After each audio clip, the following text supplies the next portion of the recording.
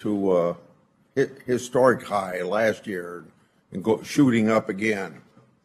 It seems to me that the Republicans have taken the right approach in this effort, because we do care about working Americans.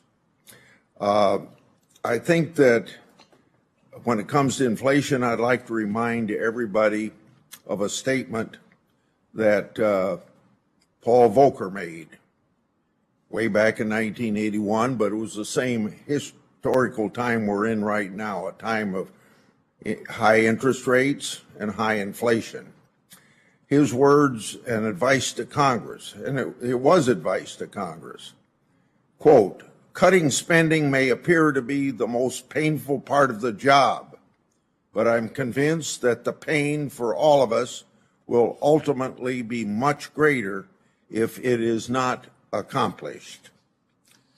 I think in my opening comments, I'm going to try to make it clear that I think out of 11 times in over how many years, I don't know, the debt limit has been increased. It's been coupled 6 or 7 times at least with debt reduction, spending reduction, I should say. And it also is something that I'm going to show you that many Democrats have proposed in the past. So, Mr. Chairman, I thank you for holding today's hearing on the House-passed Limit, Save, and Grow Act. And I think the Grow Act is the most important part of that title, because we're not going to improve the economy by taxing and spending more. And I don't know who out there believes that the government, of our witnesses, believes that the government's to answer every problem in the world. But remember, Washington consumes consumes wealth. It's the people out there in middle America, and both on the West Coast and East Coast, that do the work, that feed the money to this city that we spend and we consume. So House Republicans have acted responsibly by passing a debt limit increase while also beginning to tackle our country's unsustainable debt and deficits.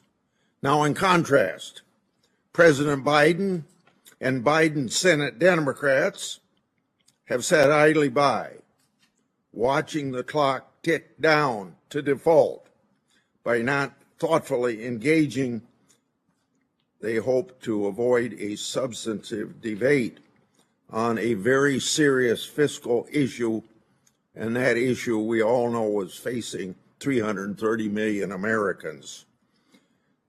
Now, I know that they're going to start meeting next Tuesday, but they wasted, I suppose as of now, about 97 days since Biden and McCarthy met in the White House way back in early February. So, in a last bid effort to avoid an honest debate on our nation's finances, this week, you know what Senator Schumer did?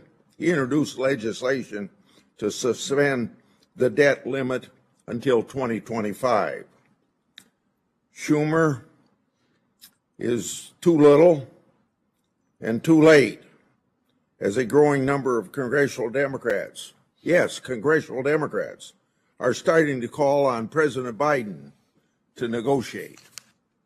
It's time for President Biden and Biden's Senate Democrats to come to the realization that their reckless and irresponsible strategy of delay has failed, and begin negotiations in earnest. No longer can Biden Democrats ignore that over the next 10 years, deficits will average $2 trillion, or ignore that the public debt as a share of our economy is set to rocket past the previous World War II era records of 106% of GNP by 2028, or that interest costs are set to triple from $475 billion last year to $1.4 trillion by 2033. Our out-of-control debt is a bipartisan problem. But once President Biden and Biden Democratic Congress exacerbated through budget-busting partisan legislation and costly executive fiats. And they were warned in December of 2020 by their own economists, important Harvard economist and former Secretary of Treasury Summers, saying, listen, the economy's turned around by December 2020. We're on a path of growth. Don't spend any more money. Within less than 60 days, another $1.9 trillion. On January 20th, 2021, inflation was 1.4%. Don't forget, it immediately shot up to 9.1%. So our out-of-control debt is a bipartisan problem, and that's where it's going to have to be fixed. Don't forget that the deficit CBO is currently projecting through 2031 are $6 trillion higher than what the agency expected when Biden took office. Given our dismal fiscal outlook, it would be irresponsible not to follow the historical practice of pairing an increase in the debt limit with fiscal control to rein in Washington's chronic overspending. Simply kicking the can down the road can no longer be an option. The House bill starts to improve our unsustainable fiscal trajectory by repealing the president's unconstitutional student loan giveaway, another thing that's going to exacerbate inflation. Also paring back the reckless spending of Biden Democrats' Inflation Increasing Reconciliation Act and capping discretionary spending for next year at fiscal year 2022 levels agreed to by a Democratic Congress and in effect as recently as December. On that last point, it would be up to Congress, particularly the appropriators, to determine how to meet the discretionary top line. Nothing in this legislation mandates cuts to defense, veterans' health care, border security, or other activities that Republicans have already prioritized. Biden Democrats contend that doing anything but rubber stamping an unconditional increase in the debt limit is irresponsible. Well, just a few years ago, the very same Democrats, Biden Democrats, were singing a different tune. In 2017, Senator Schumer boasted about using the debt limit as, his words, leverage in negotiations with the White House. And in 2019, then Speaker Pelosi demanded that any debt ceiling suspension be paired with an increase in discretionary budget caps. She said, quote, when we lift the caps, then we can start talking about lifting the debt ceiling. And last but not least, then Senator Biden had this to say in 1984, shortly before he voted against raising the debt limit, quote, I cannot agree to vote for a full increase in the debt limit without any assistance or assurance that steps will be taken earlier next year to reduce the alarming increase in deficits and the debt. The fact is that debt limit legislation has always been the product of negotiations between White House and Congress. And it's long past time for President Biden to sit down with the Speaker and negotiate a deal like the one he brokered as Vice President in 2011.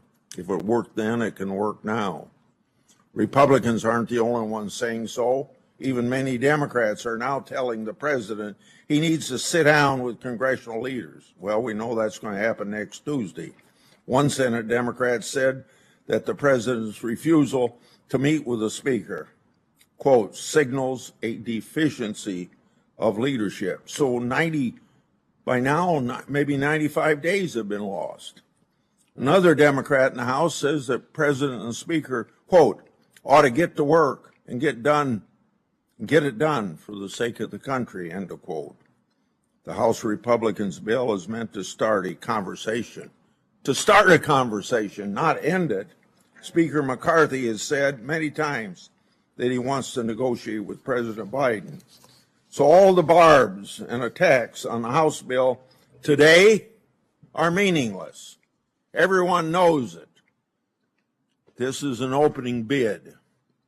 It's time for President Biden to stop playing politics and demonstrate real presidential leadership by negotiating in good faith. And we'll find out whether it's in good faith next Tuesday. I'm glad that the president finally agreed to meet with congressional leaders, but a meeting is not the same as negotiation. I hope when the president sits down with the speaker, he will bring an open mind and a serious counteroffer, because the longer the president spends dragging his feet and putting off negotiations, the closer President Biden brings us to the first ever federal default in U.S. history. Thank you. Thank you, Senator Grassley. Our first witness is Dr. Mark Zandi. He is chief economist of Moody's Analytics, where he directs their economic research. Dr. Zandi's research interests encompass macroeconomics, financial markets, and the economic impact of government spending policies and monetary policies, and he will evaluate the default and default on America options. Dr. Zandi, thank you for being here. After that, appearing remotely, we have Fred Krupp, president of the Environmental Defense Fund.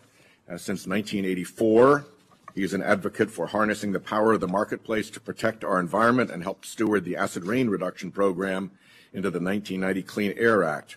Recently, EDF has focused on the problem of methane emissions from the oil and gas system. Thank you for appearing, Mr. Krupp. Our third witness is Abby Hopper, president and CEO of the Solar Energy Industries Association.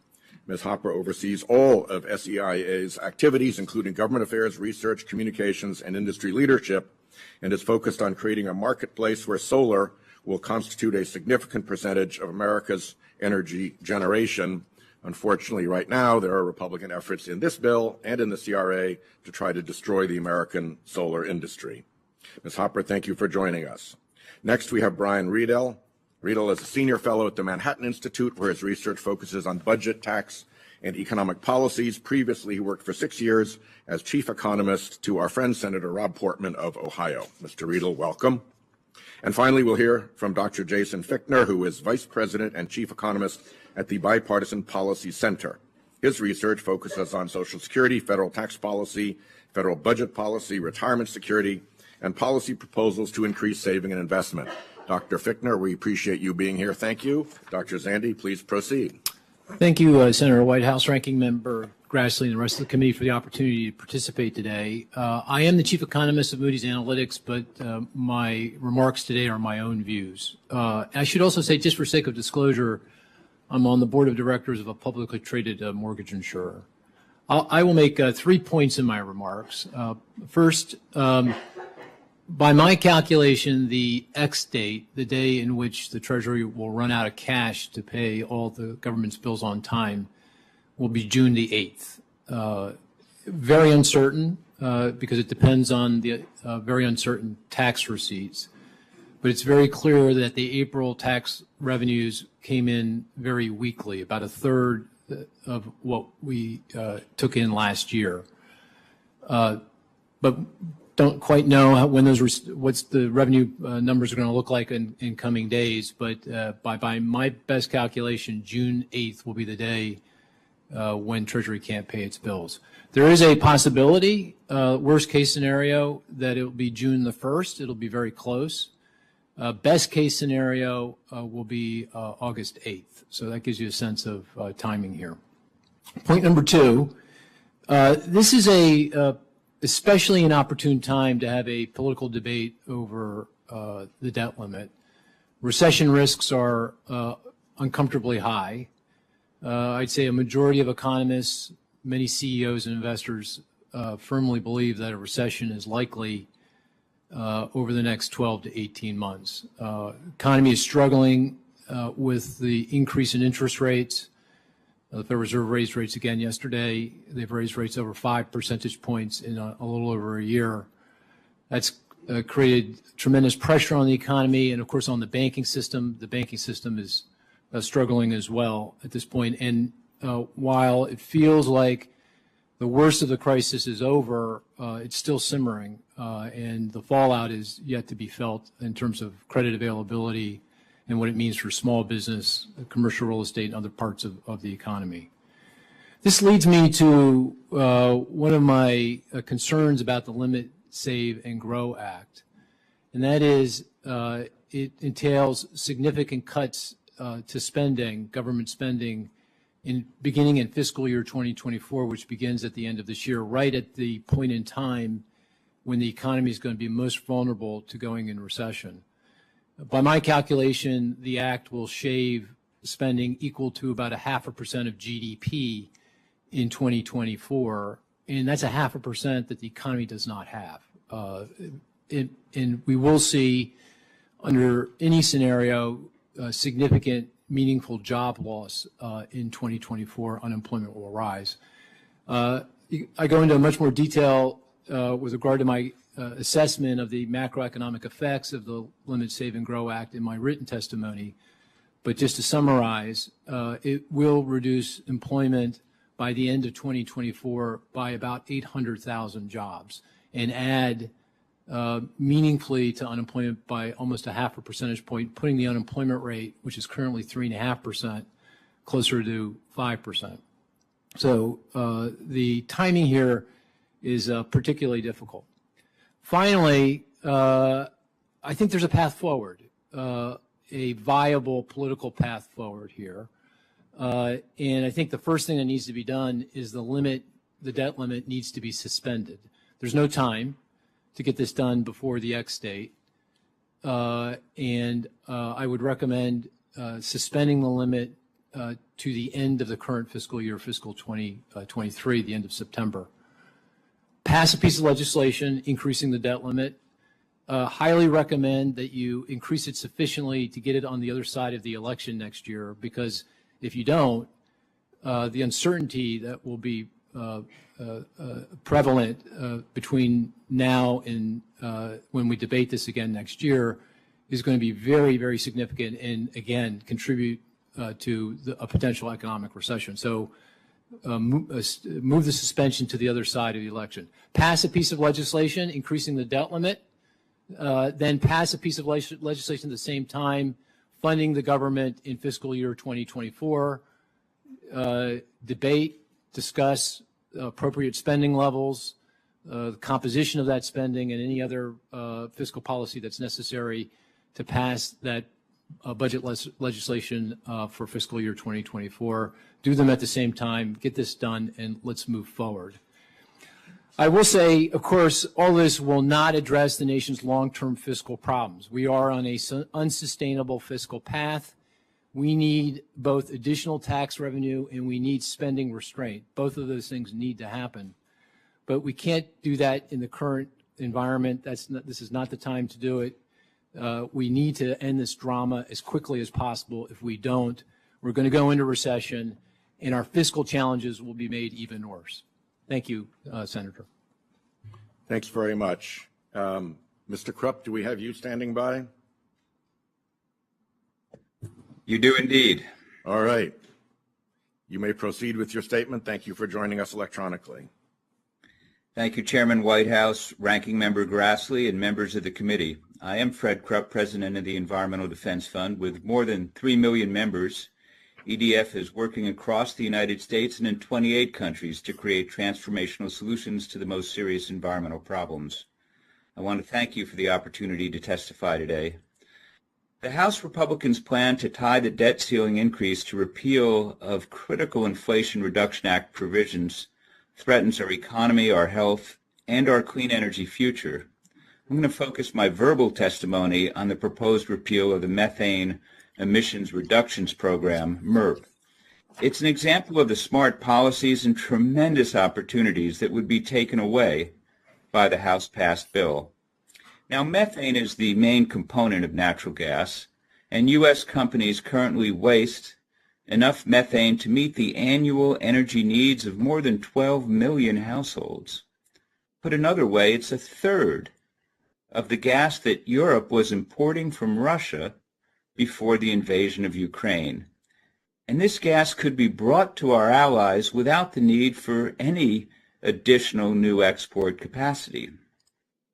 At a time of uncertainty and instability in global energy, allowing companies to continue to waste this energy resource is just unconscionable.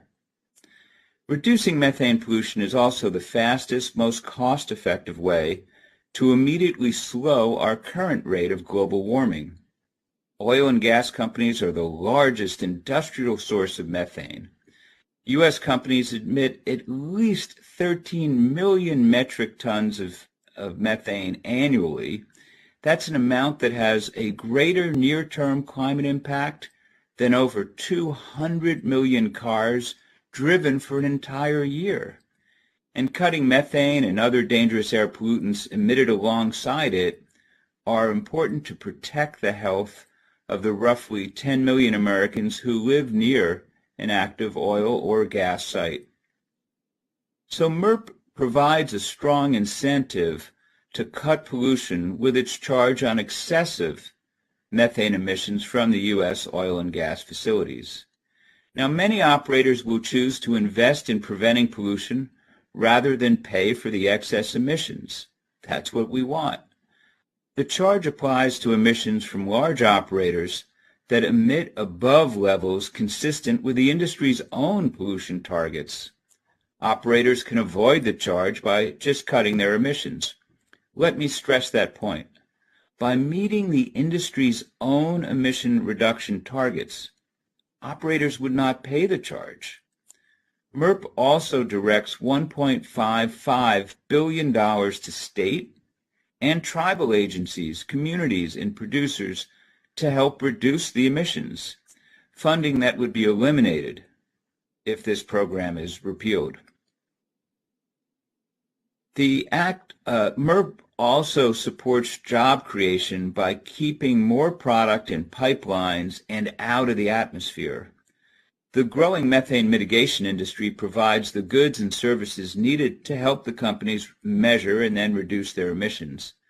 This industry has nearly doubled in size since 2017, with more than 200 companies today providing family-sustaining jobs that can't be offshored. Now, EPA's current method of quantifying methane emissions does not accurately reflect today's oil and gas production practices and equipment. Studies have found that methane emissions are as much as 60% higher than current EPA estimate. To fix the problem, we must accurately understand the magnitude and source of the pollution. MERP addresses this by directing EPA to update the Greenhouse Gas Reporting Program to incorporate real data that will ensure emissions estimates and MERP's waste charge accurately reflect the total emissions from oil and gas facilities. We need strong and comprehensive pollution standards from EPA to ensure robust pollution reductions from every company, for every community. A charge will discourage wasteful levels of methane emissions and hold companies accountable while exempting those that are in compliance. Congress was right to enact MERP. Our health and the environment will benefit because of it, and it should be left in place to do its job. Thank you very much, Mr. Krupp, and wonderful precision on the 5 minutes. To the second, indeed. Ms. Hopper, please proceed with your testimony. Thank you. Thank you. Chairman Whitehouse, Ranking Member Grassley, and members of the Senate Budget Committee, thank you for inviting me here today to share what we are already seeing because of the Inflation Reduction Act and the impact that the proposed repeal of this legislation would have on our economy. My name is Abigail Ross Hopper, and I am the President and CEO of the Solar Energy Industries Association. I am privileged to represent the 255,000 working Americans who are employed in the solar and storage industry. The policies enacted by the Inflation Reduction Act are having a huge impact across the country in the form of new American jobs, new American manufacturing capacity, and improved U.S. energy security. That is why it is essential that the IRA remain intact in its current form.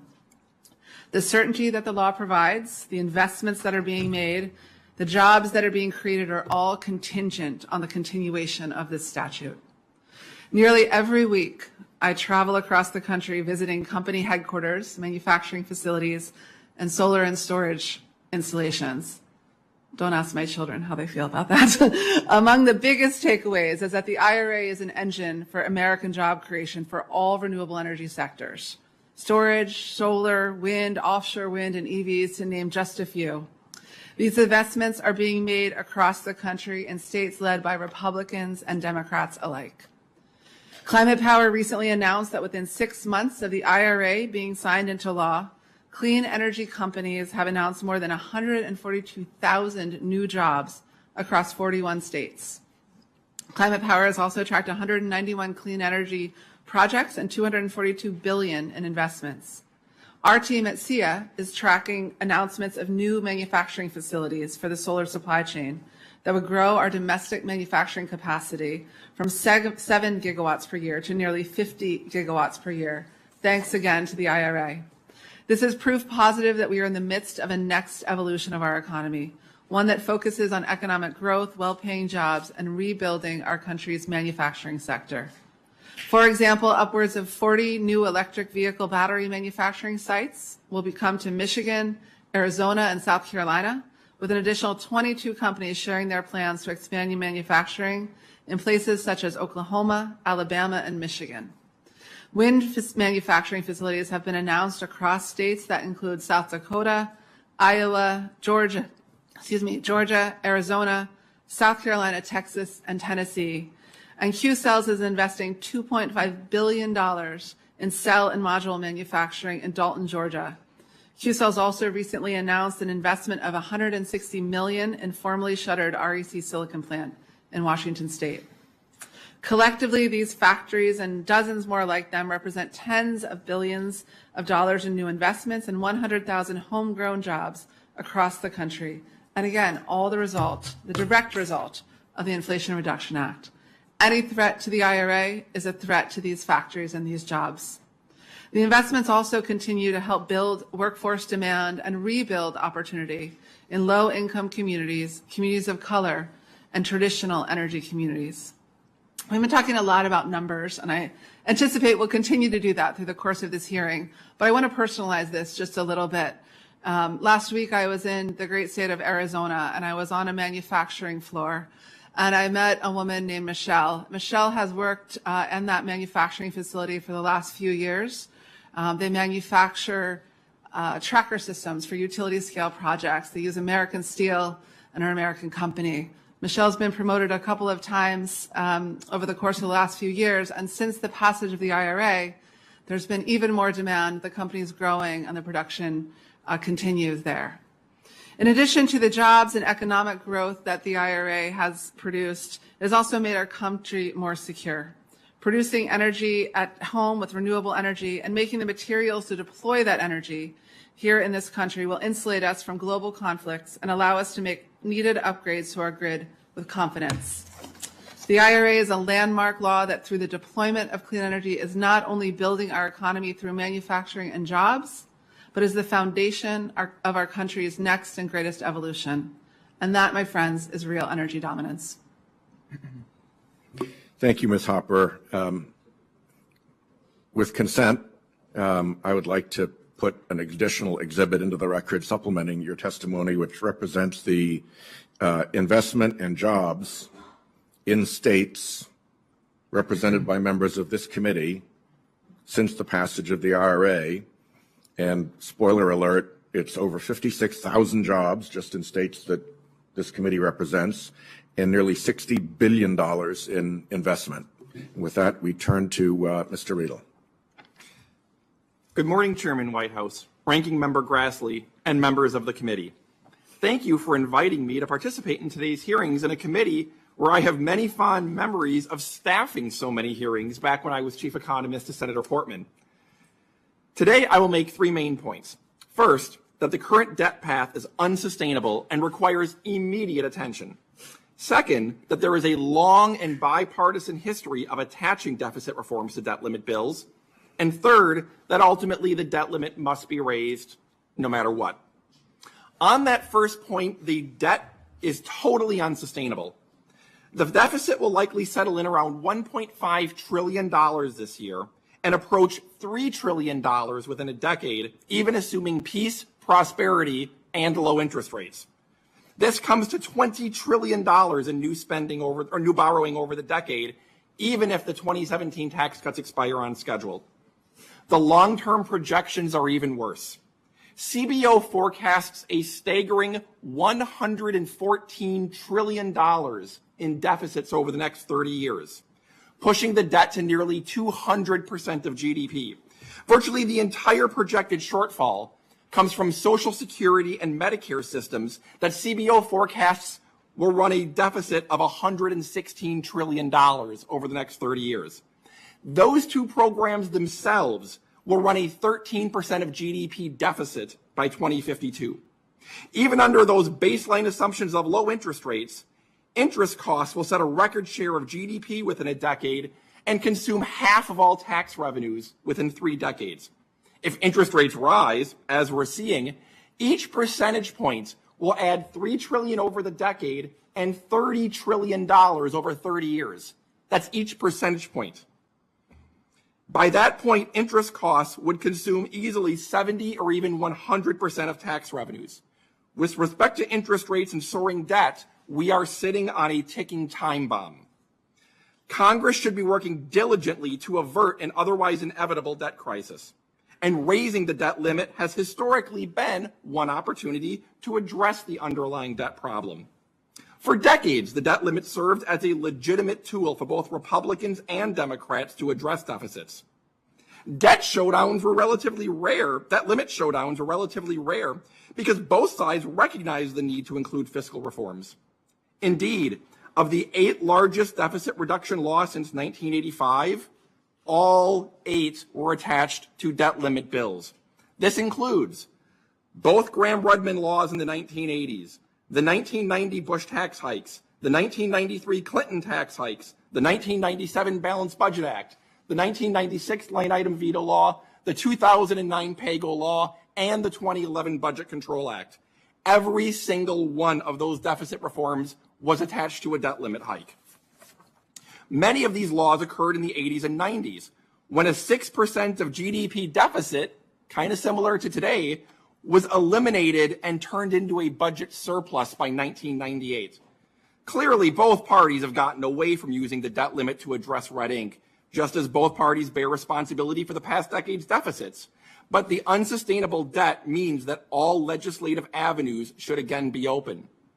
This is perhaps why a new survey shows that 70% of voters, including 58% of Democrats, agree with the statement that, quote, President Biden should agree to negotiations and try to find common ground around the debt ceiling, including some reductions in government spending, end quote.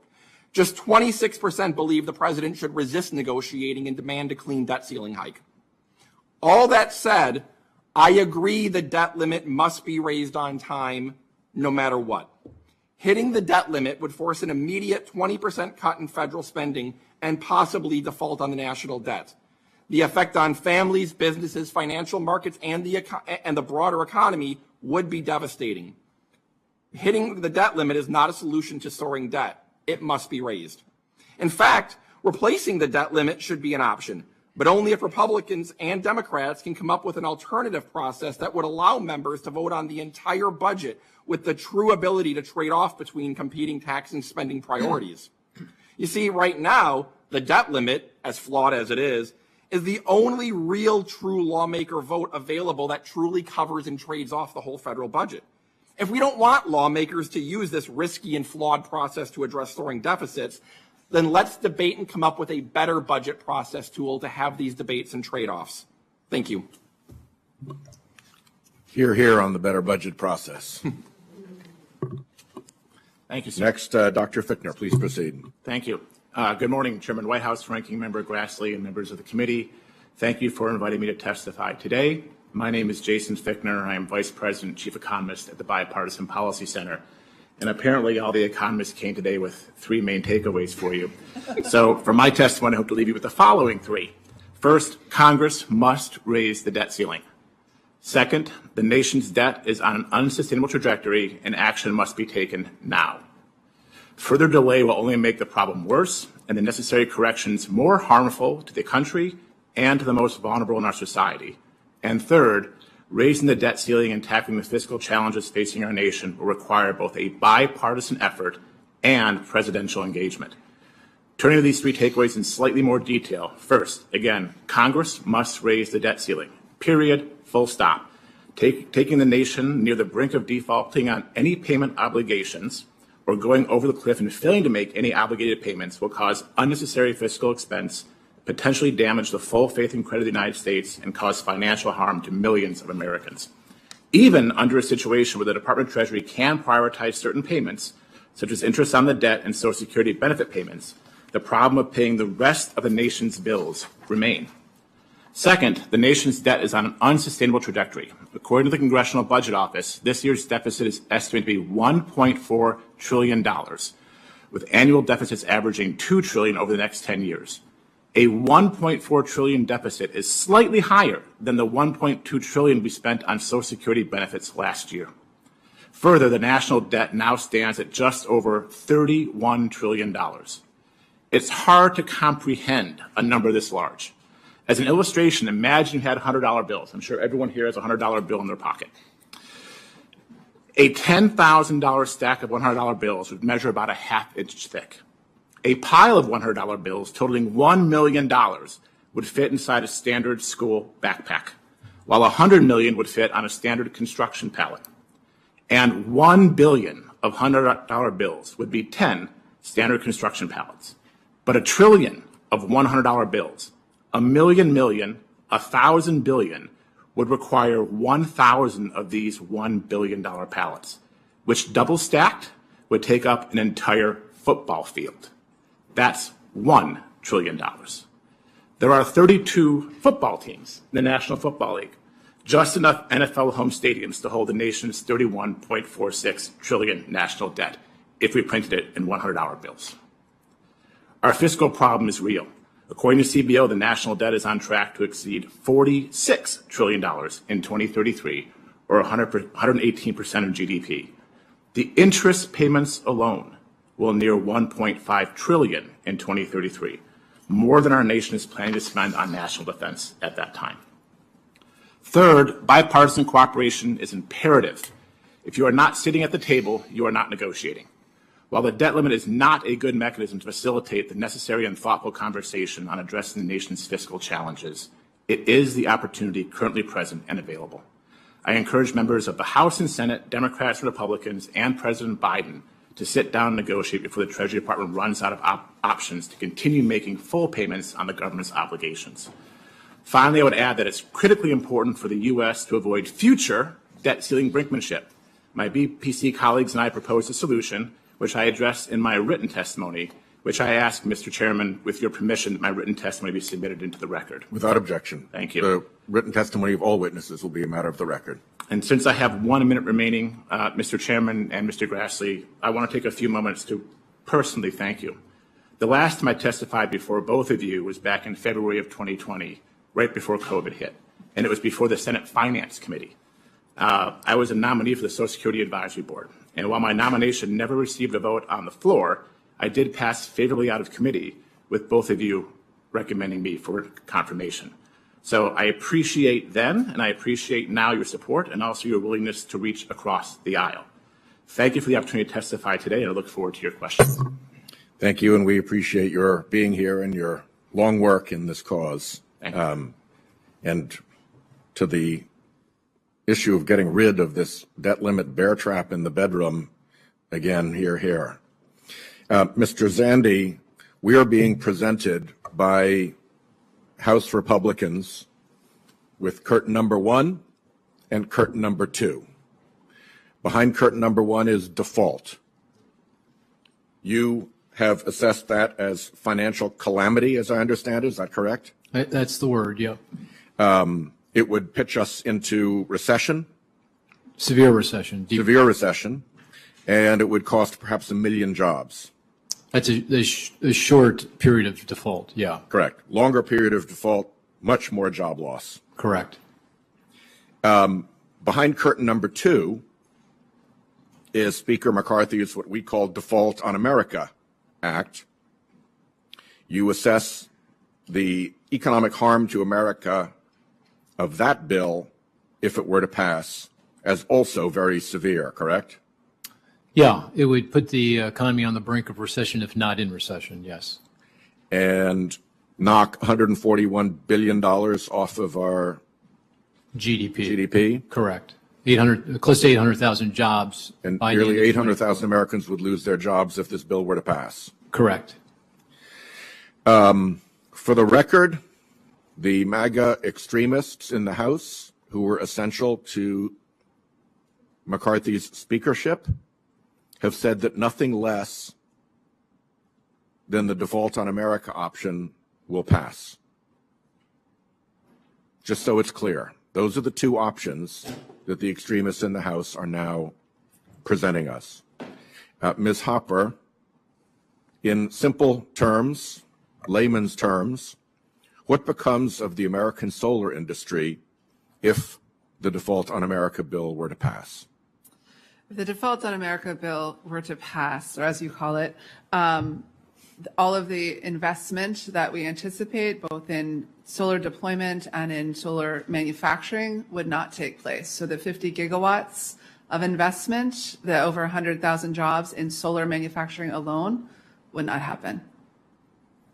Would it be fair to describe that as crashing the American solar industry? It certainly would be fair to describe it that way, and it would also be fair to describe it as just gutting the vision of rebuilding the domestic manufacturing base here in the United States. And just for my purposes, it comes as no surprise that a bill from House Republicans, of whose 315 pages, 275 are dedicated to handouts to the fossil fuel industry, would, if implemented, also crash their competition, the solar industry. I think that that is not coincidental. Mr. Krupp, what does it tell you when 275 out of 315 pages of this bill are dedicated to handouts and favors for the fossil fuel industry? Well, to me, Mr. Chairman, it would have the effect of causing tremendous more pollution, and it's just unconscionable, because it's not just the pollution. As I said in my testimony, we are wasting gas that Europe needs. How I don't understand how anyone in any party could be in favor of repealing this. Where is the methane leakage support caucus to be found? Well, usually they're hiding, Senator. I've never heard from them.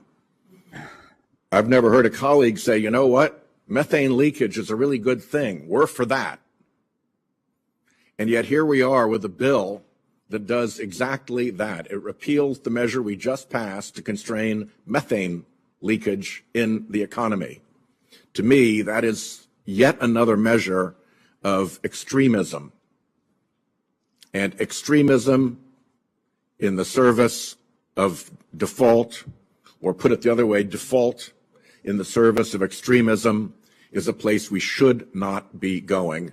And I'm delighted that all three of the economists firmly agree that default is not an option, no matter what. With that, I'll yield to my ranking member, Senator Grassley, for his 5 minutes, and then to Senator Murray. Just one statement before I get to Mr. Fichtner, Dr. Fichtner. And that's for everybody to think about what we've heard about the dire consequences of the solar industry. I never heard those dire consequences stated when we all agreed and worked with the industry to phase out the tax credit that was going to happen on 2022 until it was extended in recent legislation. And that was a multi-year phase out.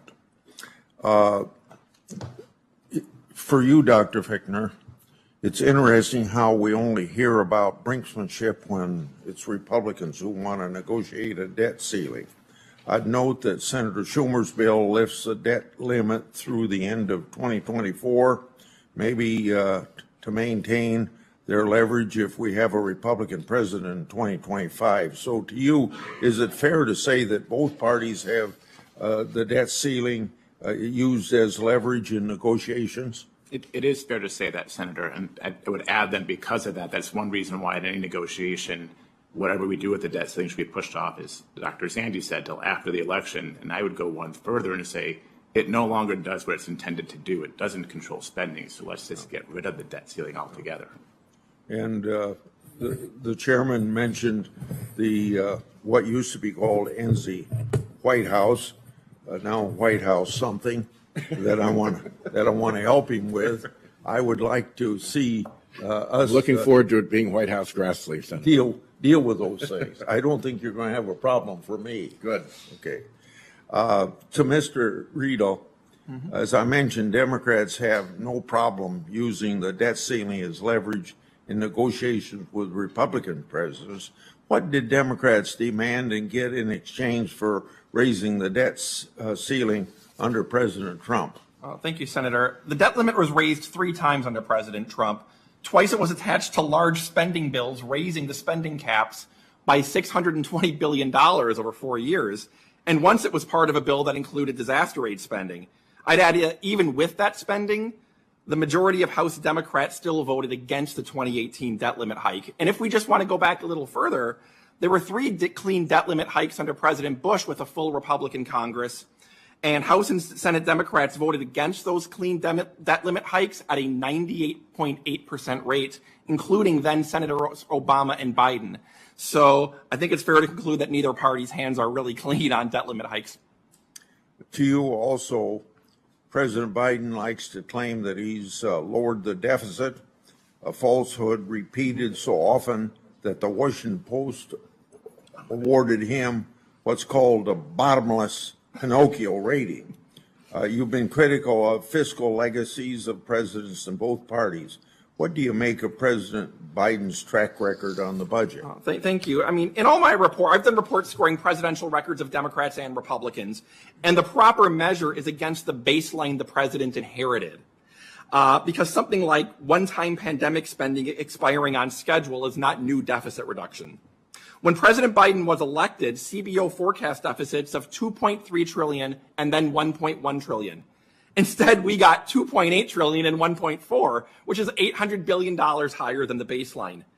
Overall, as you mentioned earlier, when President Biden was inaugurated, CBO forecast $14 trillion in deficits over 10 years, and now they're forecasting $20 trillion in deficits over the same 10-year period. $5 trillion of that increase has come directly from legislation and executive orders, pushing deficits towards $3 trillion. So in that context, I don't think keeping the deficit below a past one-time pandemic spike is really the right measure. And then also to you, CBO and Joint Committee on Taxation released their scores of the House bill.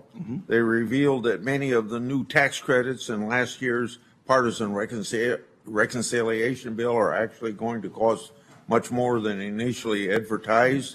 Knowing what we know now, was last year's reconciliation bill, the so-called Inflation Reduction Act, the fiscally responsible legislation supporters portray it to be?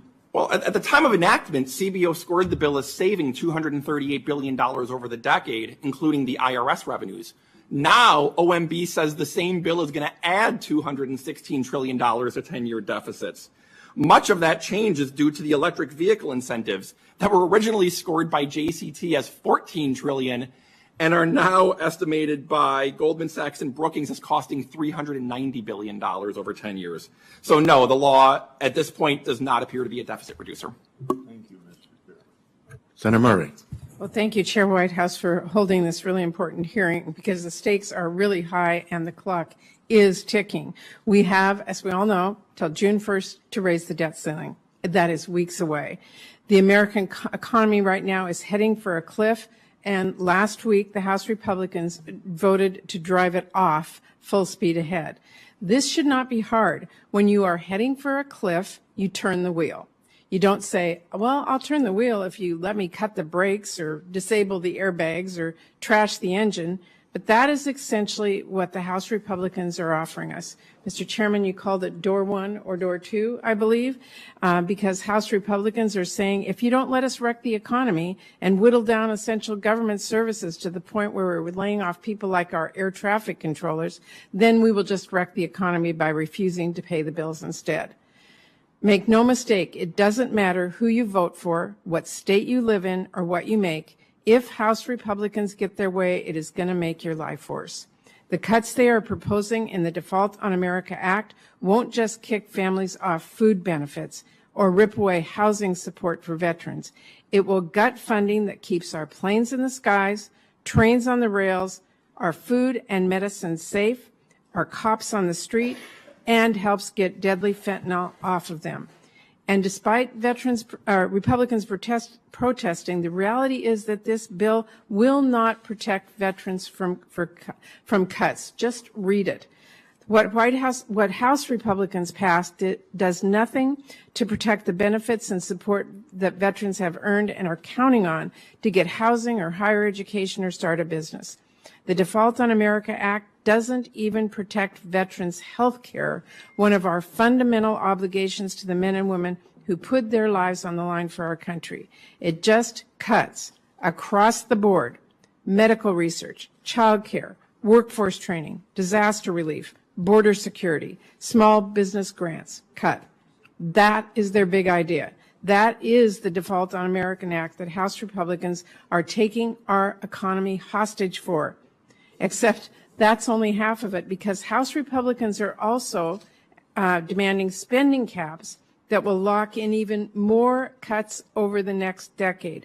That is 10 years of our competitors who are going to be investing in their economies, growing stronger and gaining ground, while House Republicans tie our hands and force us to fall further and further behind. A lost decade for America. That is what MAGA Republicans are proposing. What House Republicans have voted for is one massive gift to the Chinese government. Because guess what?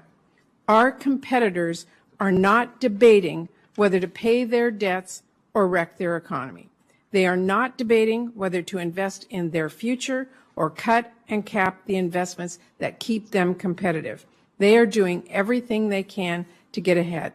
So I'm asking my Republican colleagues here at the brink of economic calamity, do not let Speaker McCarthy's partisan hostage-taking win the day and lose the 21st century. Do not force an unprecedented economic crisis on our country in a vain attempt to slash funding for families and veterans and communities across America. Come to the table, work with us to simply pay our country's bills like we have so many times before, including 3 times under the last president. And then let us work together on our bipartisan spending bills that invest in America and keep us moving forward, which is, I will tell my committee members, exactly what we are focused on doing in the Senate Appropriations Committee. So with that, Mr. Zandi, or Dr. Zandi, let me ask you, can you speak to the potential macroeconomic damage of House Republicans' Default on America Act, both to our economy and our nation's competitive edge on the world stage over the next decade?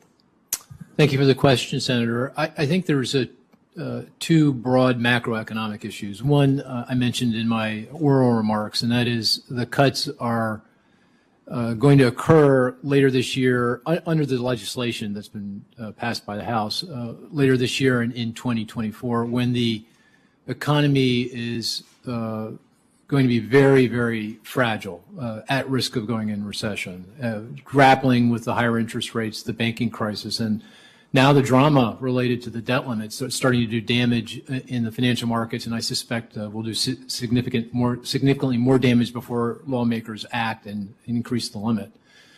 So the risks here are quite significant in the near term. The second macroeconomic impact that I think is worth considering is if you do the arithmetic, the cuts to non-discretionary discretionary non-defense spending will take the spending from 3.5% of GDP currently down to 2, and 3.5%, by the way, is less than its average over the past 50, 60 years. So this isn't really, this is a place where spending has remained very restrained and not grown more quickly than the economy has been equal to the economy. But under the Limit, Save, Grow Act, it would fall to 2% of GDP by the end of the decade. And of course, this goes to very significant cuts to all of the things that you described, everything from healthcare and education training, NASA, national parks, things that I think Americans count on as essential services and critical income support. And that would be incredibly difficult for the economy to digest. And at the end of the day, would not address our long-term unsustainable fiscal situation. Thank you. And take away our competitive edge. And severely limit our competitive edge, yes. Thank you. Thank you. Thank you, Senator Murray. My friend Senator Kennedy is next. Thank you, Mr. Chairman. I don't know any fair-minded person that wants us to default on America's debt.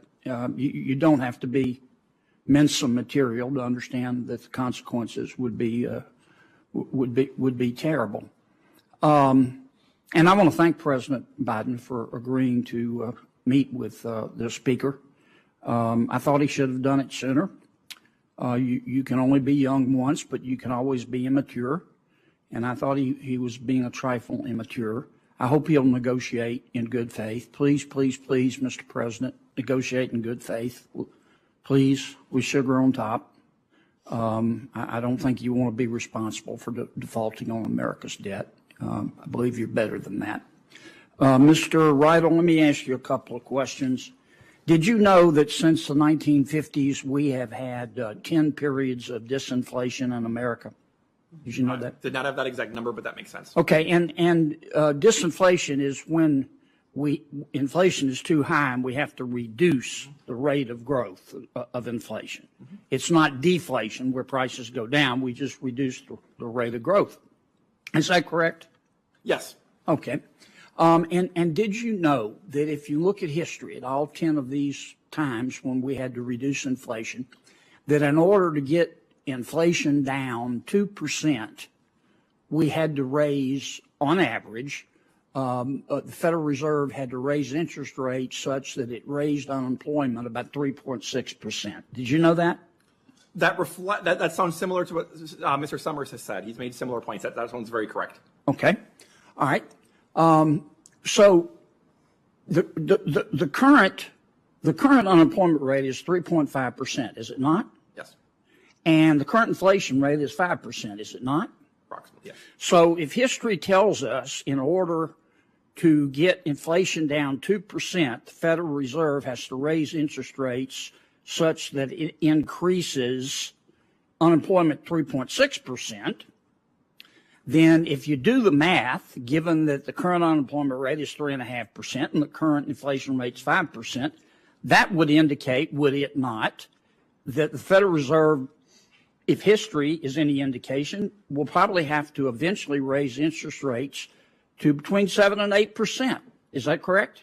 It could have to go that high depending on how the economy responds to current rate hikes. Okay. Now, can we agree that the best way to get inflation down is to attack it on the fiscal side and the monetary side? Absolutely. Okay. The Federal we can Reserve agree on that. Tool, which is we to can agree on wind that. the economy into a recession. Okay, we can agree on that. And when you attack it on the monetary side, the Federal Reserve raises interest rates. It's trying to slow the economy. It doesn't want to, but the way you measure the slowing of the economy is the unemployment rate. When you attack it on the fiscal side, you reduce your rate of growth of spending and debt accumulation. Did I describe that right? You did. So is it not the case that if you vote against slowing the rate of growth of spending and debt accumulation, you're voting to raise interest rates even higher? Are you not? Generally, I would agree with that approach, with that viewpoint. Yes. I mean, that's just basic economics 101, right? Right. The Federal Reserve's tool is. I mean, that's something to bring the Senator economy Portman into taught you, recession. didn't he? Mm-hmm. Yeah. Okay. All right. Let me ask you a couple more questions. Mm-hmm. So, putting aside all the politics here, we're talking about people's lives. If we don't reduce the rate of growth of spending and debt accumulation, Jay Powell's going to do what he's got to do to get control of inflation. And he's going to keep raising rates. And that's going to put people out of work. He doesn't want that. But if he has to raise rates between 7 and 8%, then that could put 6, 7, 8 million people out of work. Dr. Zandi, I have to ask you this. You made some pretty bold predictions today, and some of them I agree with and some of them I don't. But were you at Moody's in the mid-2000s when Moody's graded a lot of these mortgage-backed securities, AAA and A, good as gold, that promptly tanked and almost dragged down the world economy? Were you there then? No, Or was that before your time? It was before my time. I sold my company to Moody's in late '05. I'm glad you missed that. Yeah. If you were there, I hope. Let me ask you. And actually, if you're interested, I can send you a couple studies I did at the time that you would That'd find be great. very interesting. I wish Moody's had them then. Yeah. Ms. I can't see your name. I can't see. Hopper. Ms. Hopper. Ms. Hopper, I love solar energy. I just want you to know that. And I love electric cars. But I got to ask you this question. I've been waiting to ask this. If electric cars are so swell, how come government has to pay people to drive them? So I think, as like most government policies, right, are put in place to incent certain behaviors, and so that's part of the policy is that if we want more electric but if they're cars, so swell, why couldn't they, in a competitive market, people, why wouldn't they be choosing electric cars over internal combustion engine cars? I think Why do we have to pay people to drive them?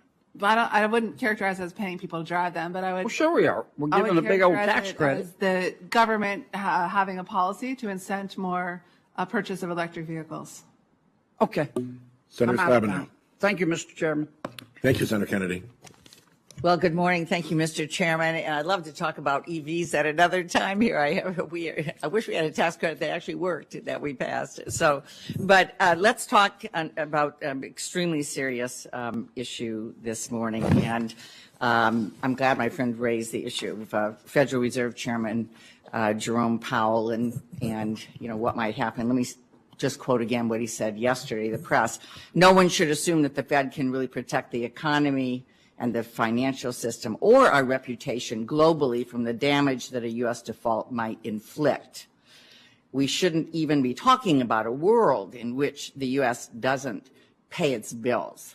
I think it's pretty simple, pretty straightforward. I just came from an agriculture committee meeting, Mr. Chairman, and I can tell you it was on credit and crop insurance, and nobody there thought it was a good idea for farmers and ranchers to see their interest rates go up, which will happen. So this is a very, very serious thing. And unfortunately, we know that last week House Republicans pushed our country closer to this default, this catastrophic default and chaos that would arise from it.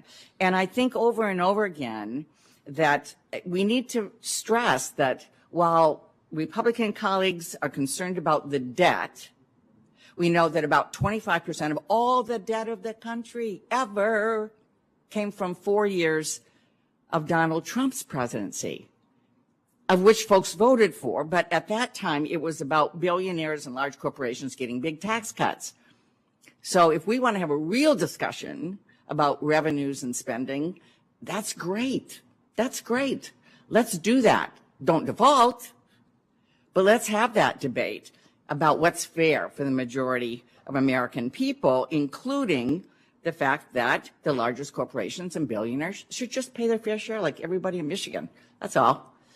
We just want folks to pay their fair share. But instead, we are seeing this bill, the Default on America Act, targeting millions of working families. So many things I don't even know, Mr. Chairman, how to go through all of them. I will just mention 3. 1 million seniors no longer getting Meals on Wheels. Actually, that's a pretty big deal if you want to eat for an awful lot of seniors that are homebound in our country. 30,000 law enforcement jobs gone. What does that do to our public safety? 80,000 VA jobs. How do we do veterans health care if that's cut?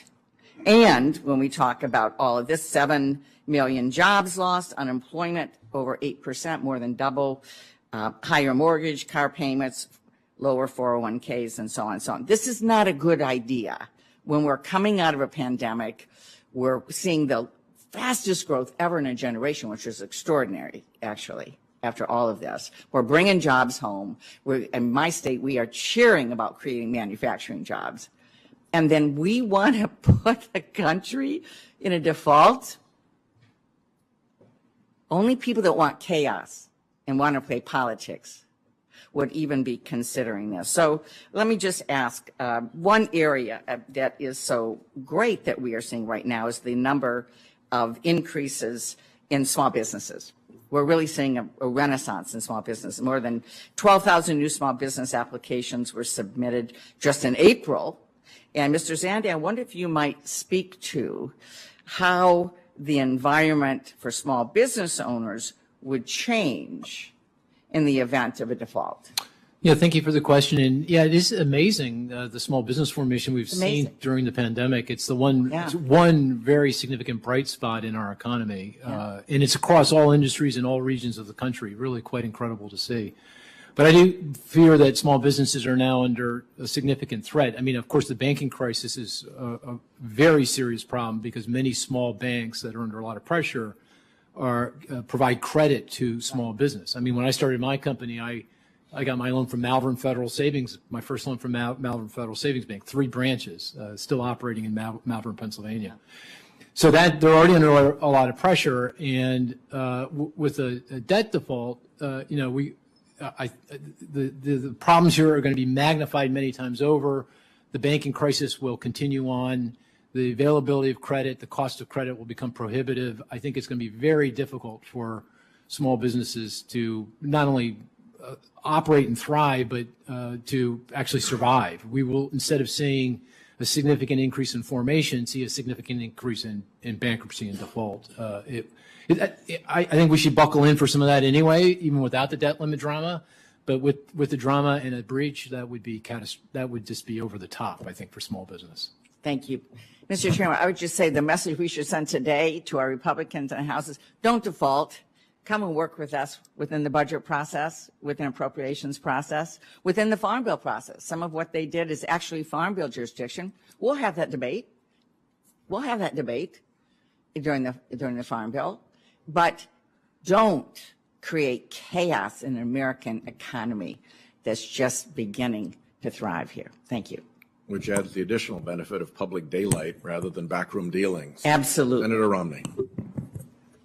Mr. Chairman, thank you, and thank you to the panelists. A couple of you I know pretty well, respect you all. These comments don't refer to you, but to us, which is, I think, we ought to be embarrassed. This committee ought to be embarrassed, which is the American people expect us to work on a bipartisan basis to address the challenges that America faces, rather than holding hearings that are about preening and posturing and politicizing and trying to blame the other party. It's really embarrassing. This is a committee responsible for setting a budget every year. We're supposed to have already done it. We've never even met to discuss doing that. We don't even have a budget. This is a committee that could be talking about what things we could do to restrain the amount of spending we have, the debt that we're seeing increase. That's a real concern I think people on both sides of the aisle agree on. But we're not doing that.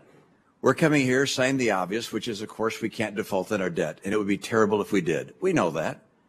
We also know that Every time the debt ceiling has been raised in the past, there have been questions about whether we should restrain spending. And about half the time that we've raised the debt ceiling in the past, there's been efforts and there have been provisions and agreements to curb spending. We got to find a way to reduce our spending or deal with our fiscal problems. But instead, we're just preening and posturing. I agree with all the people who say it'd be terrible to default on our debt. We're not going to default on our debt. I certainly hope not. It would be awful.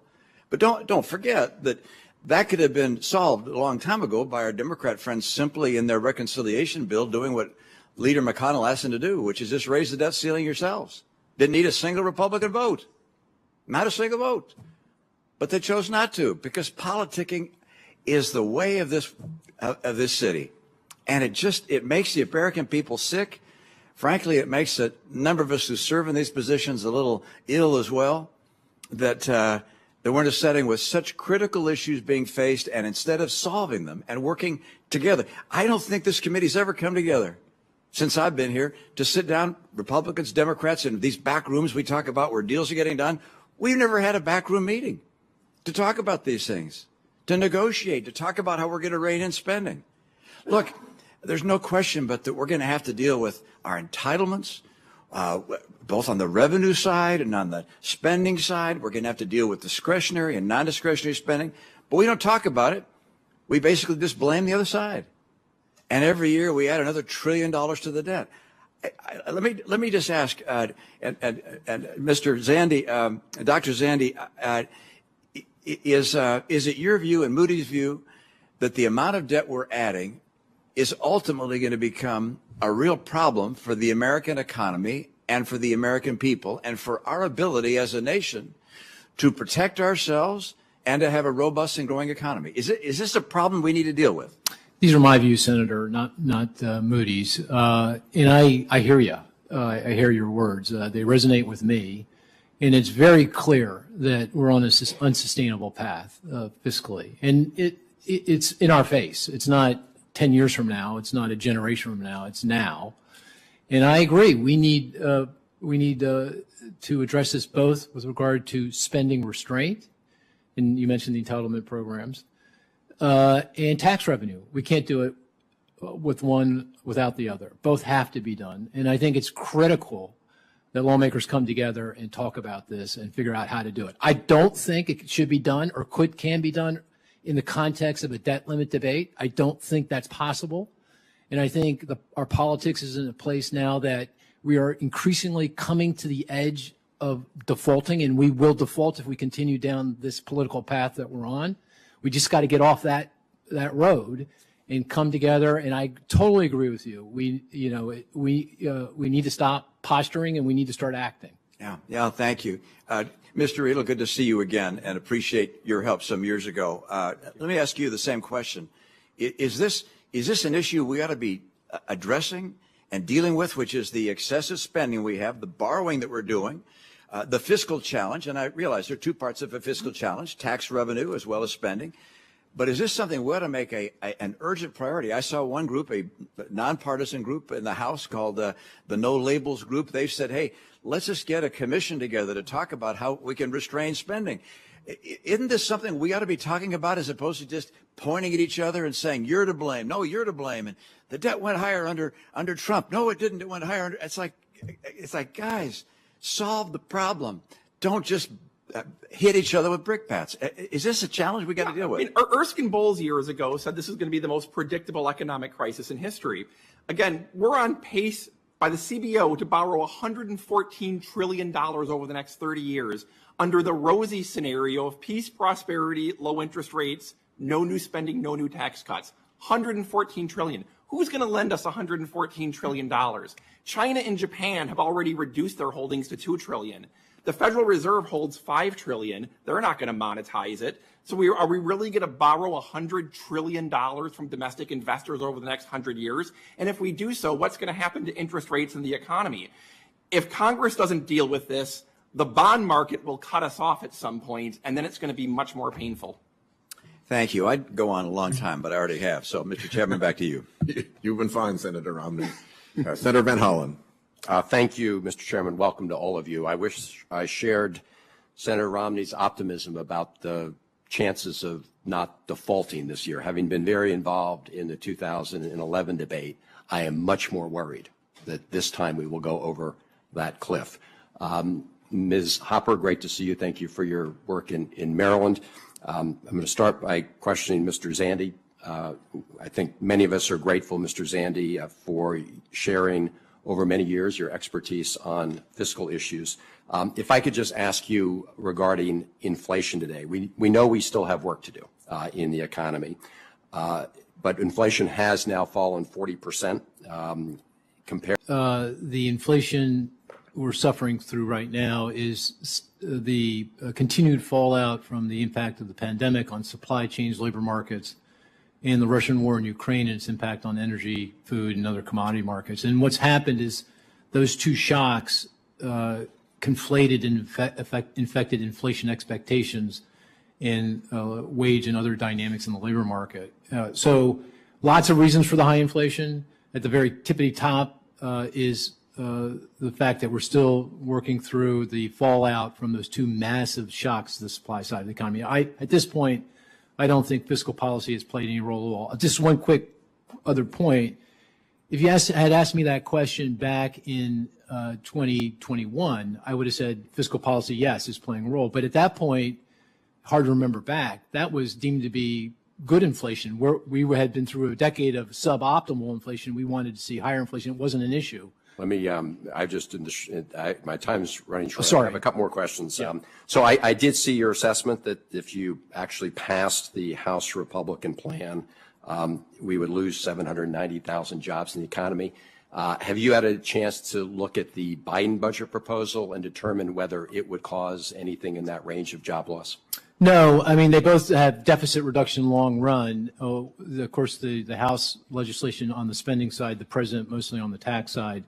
But in the next, when the economy's in the next year and a half, when the economy's incredibly vulnerable, the president's budget does not have the same kind of negative consequence. So in longer run, the negative consequence of the higher taxes in the president's budgets, all else being equal, weigh on economic growth, but to a very modest degree compared to the budget cuts that are in the House legislation. Thank you, Mr. Zandi. Mr. Rydell, you mentioned in your testimony that we actually eliminated our deficits and saw a surplus back around the turn of the century. Mm-hmm. Do you recall what share revenues were as a percent of GDP when we did that? Back then, revenues had jumped to 20%. Spending fell to about 17%. Essentially, the budget was balanced by a huge defense savings and a revenue bubble. Right. And then the bubble burst and 9/11 happened. Right. So as you said, at that time, revenues were around 20%. Correct. And I think you're aware of the fact that if you look at the current budget and project it out a couple of years, we're talking about 18%. Now, 2% may not sound like a big gap, but when you're putting 2% on top of a huge economy, that's a lot of revenue that we had back in 2000 as a percent of GDP that we do not have today. Here's my question to you. President Biden has put a budget plan on the table. In fact, much more detailed than the plan that passed the House of Representatives. It has $3 trillion in deficit reduction. Do you think President Biden should take the position that he would veto a debt ceiling increase unless he gets his way on how we reduce the deficit by $3 trillion? I think both sides need to negotiate. No. That's President. I'm asking you a question because the House has said, mm-hmm. If you don't adopt this is our bill. Mm-hmm. If you don't adopt this, we're going to default. Right. I'm asking you, should President Biden take that position and say, if you don't reduce the deficit my way by $3 trillion, by raising taxes on very rich people, increasing taxes on corporations to actually lower than it was a number of years ago, and requiring that prescription drug companies contribute more so Medicare pays less. Should he say, if you don't adopt my plan, I'm not going to sign a debt ceiling increase? I think the president should say, we need to adopt a deficit reduction plan. I've made an opening offer, but I'm flexible to negotiate. And if we don't do that, we should default. He should say that.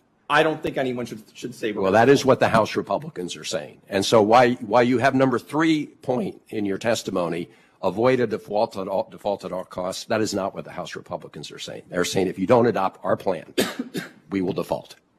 That is reckless. You know it, others know it, and the president knows it, which is why he hasn't taken the position that it's either his way or the highway. Thank you, Mr. Chairman. Senator Marshall. Right. Thank you, Mr. Chairman. There's not a single person on our side of the aisle that wants the country to default on its debt. I want the American public to know that. There's not one of us that wants to default on our debt. But we also want to see responsible spending, and we know we cannot give the White House another credit card. Look, we can walk and chew gums. We can solve both problems. Why does it have to be either or? Why does this Capitol Hill live working in silos? I'll never understand it. What we can't do is push this problem onto my grandchildren and cripple their generation with burdensome debt and interest payments. And for the life of me, I don't understand why my colleagues across the aisle want to destroy future generations, all so that they can function as climate demigods. Let me tell you what I'm talking about. You know, Jupiter is the Roman god of climate and weather. Indra was the Hindu god. Horus, the Egyptian god of climate and weather. Zeus, the Greek mythology god. I ask you, who's America's climate god? Is it John Kerry? Is it Al Gore? Why do we have this religious experience with climate rather than using common sense, talking about affordability, reliability, and all the while America's carbon footprint is going down?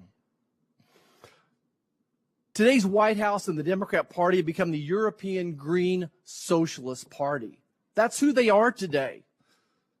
They worship climate. And even the bank's meltdowns have been impacted by their worship of climate. Even our own Federal Reserve is upside down now, ignoring the same interest rate risk problems that Silicon Valley Bank ignored, all impacted by their climate worship.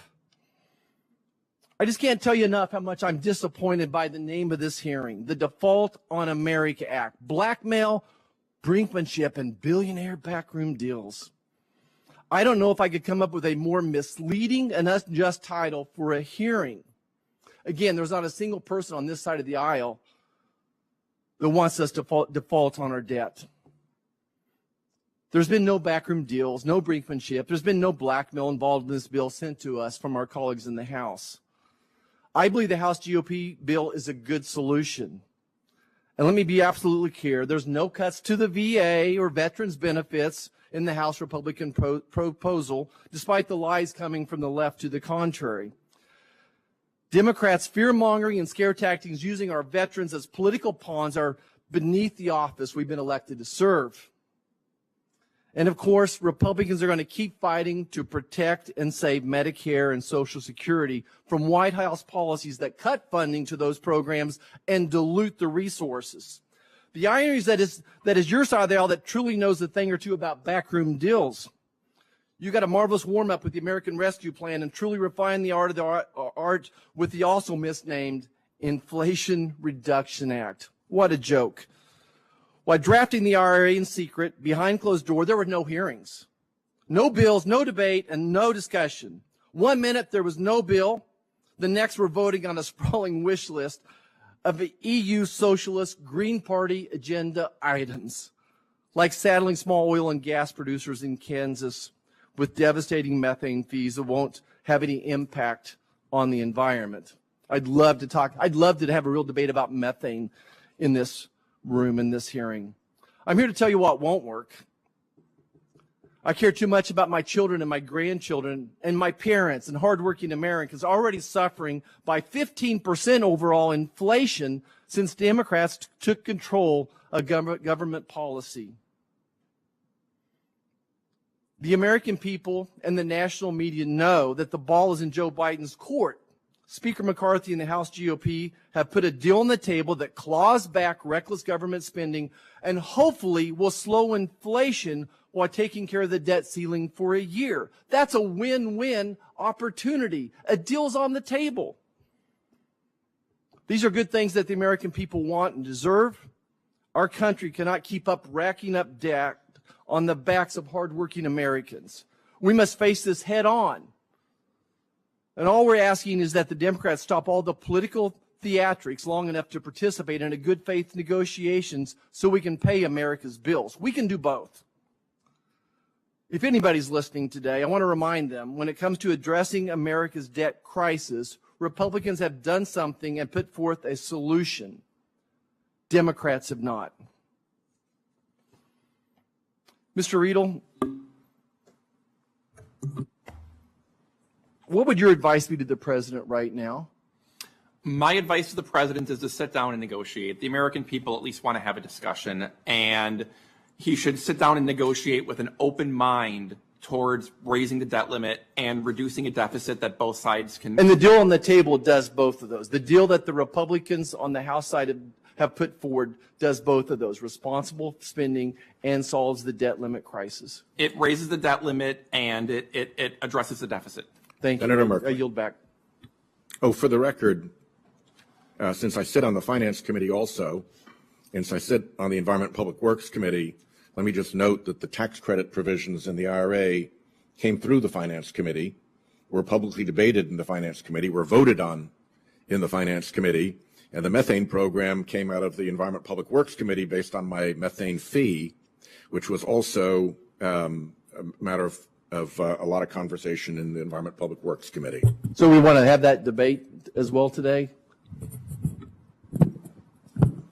No, just correcting the record that there was, in fact, a lot of committee public action on the measures that ended up in the IRA. When did we get the bill? Senator Merkley. When did we get the bill from the time we got it till we voted? How much time passed? The provisions were clear well before and were subject Was to it minutes hearing or and seconds? debate. Hearing and debate months before. My colleague from Utah, Mitt Romney, said, why can't we figure out a path forward?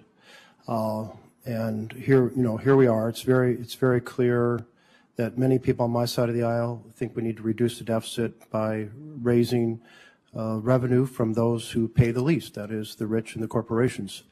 And my colleagues on the other side of the aisle say we want to do it on spending cuts.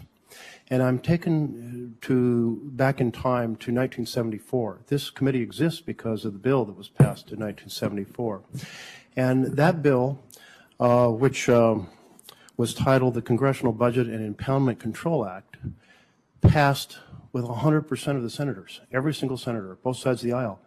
And the deal was, for reducing the deficit, only for reducing the deficit, we will create a filibuster-free pathway. Now, you might recall that there was intense supporters of the filibuster, and yet every single one of them said, for one purpose, decreasing the deficit, we will have a filibuster-free pathway. And that held for 20 years. And you of all, as experts in this area, I'm sure are well familiar with what happened. And what happened was 1996. In 1996, you have the Gingrich Revolution, and we had essentially a series of bills. One of them was a line item veto bill, and that was struck down by the Supreme Court.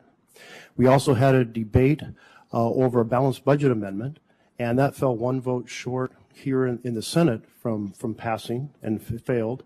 And then at that point, the Senate leadership pivoted at that point and said, let's do a massive revenue reduction, a tax cut, a massive tax cut. Well, Democrats said no, and so the Republicans in this body said, you know what, let's use that filibuster-free pathway from 1974. And they proceeded to ask Robert Dove, the parliamentarian, for a ruling that instead of using that filibuster-free pathway for deficit reduction, they could use it for a tax cut that would increase the deficit. And they got the ruling they wanted. Robert Dove was previously an employee of Robert Dole, and he conceded, we will change this purpose. And it was challenged, and there was a vote on the floor, and the vote was sustained by the majority. The ruling was sustained by the majority. And now we had, after 22 years, we blew up this bipartisan strategy of only using this for deficit reduction. That opened the door to what we did last year with the Inflation Reduction Act, in which Democrats said, well, it's going to be used for the Republican priorities to increase the deficit. Hell, we'll use it for our priorities to increase the deficit, our particular things that we would like to see accomplished that are important to America. I just want to give this history because we quickly lose track of that this has been a struggle that we have been engaged in for 50 years. And there was a pretty significant legislation in 1974 saying deficit reduction. We don't agree on how to do it, but it's so important we will create this sacred, protected, filibuster-free highway. And then it got blown up in 1996. And here we are kind of having the same question on how do we reclaim that. The former chair of this committee from North Dakota, he proceeded to change the rule back to saying it could only be used for deficit reduction. Conrad rule.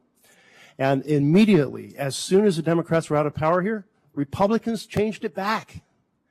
And so there's a lot of posturing over who's right and who's wrong. The fact is we have failed as a Senate to wrestle with this, and we blew up the one tool we'd come together universally to support. And are you all familiar with this history, Dr. Zandi? I'll have to say I forgot a lot of it, but that was very helpful. Yeah. And Dr. Fichtner, this is in your bailiwick. Yeah, Senator, you're spot on. So let me take the moment to, one, thank you for bringing it up and make an offer to the chairman that if the chairman and ranking member want to reintroduce the Bipartisan Congressional Budget Reform Act, I would like nothing better than to spend hours up here testifying about the benefits of biennial budgeting, making the budget resolution stronger, going back to having deficit reduction a priority and how to do that. I would welcome the opportunity, sir. Well, my commentary to not using, if you will, the debt ceiling in this fashion in which we hold each other hostage. This has happened because we blew up the common collective tool that we worked out in 1974 and that worked for 22 years. And so this is a very dangerous path we're on. We're on a game of chicken, and it may very well blow up the economy. And I'm a blue-collar kid, still live in a blue-collar community, and I'm thinking about the folks who have the car loans on they have adjustable rate mortgages. They're worried about the interest rates on their student loans, and they're all going to be really hurt.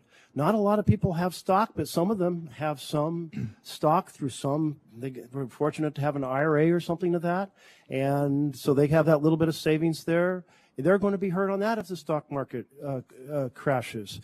So I don't know how to put this back together, because even if we were to recreate the 74 bill, that 74 consensus, what we now know is that under political pressure, one party or the other, and it could be the blue side or the red side, is going to get a ruling from a parliamentarian and blow it up and use it exactly the opposite way that it was intended as a moment of political convenience. So I think the right way to deal with this is that we wrestle with spending bills, and those require bipartisan cooperation because they're subject to 60 votes unless we're doing it through reconciliation. We wrestle with the revenue side. If those things, that's what produces a deficit, the difference between revenue and spending. And so, but when the bill comes due, I'm always reminded of President Reagan saying, you do not mess with the American debt. And I'm not sure how he phrased, but basically with American credit. I'm out of time.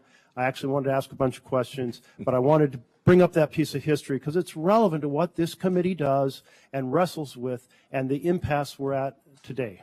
It is important history, and as I turn to Senator Scott, I would say we actually got pretty close with NZ Whitehouse. It made it into the bicameral bipartisan debt commission, and it passed there in bipartisan fashion, as I recall, perhaps even unanimously, and then neither body took it up on the floor. So don't think that there isn't an avenue to complete the work that so many have talked about. It is there. Senator Scott, thank you for your patience. Thanks for the history. I knew most of it, but it's good to have a reminder. I became governor of Florida, and everybody thinks these states balance their budgets. They don't. My state had not balanced its budget in the 20 years before I became governor, and I walked into a $4 billion budget deficit, not as big as the federal one, but we just said this is what our revenue base is going to be, and we figured out how to allocate the dollars.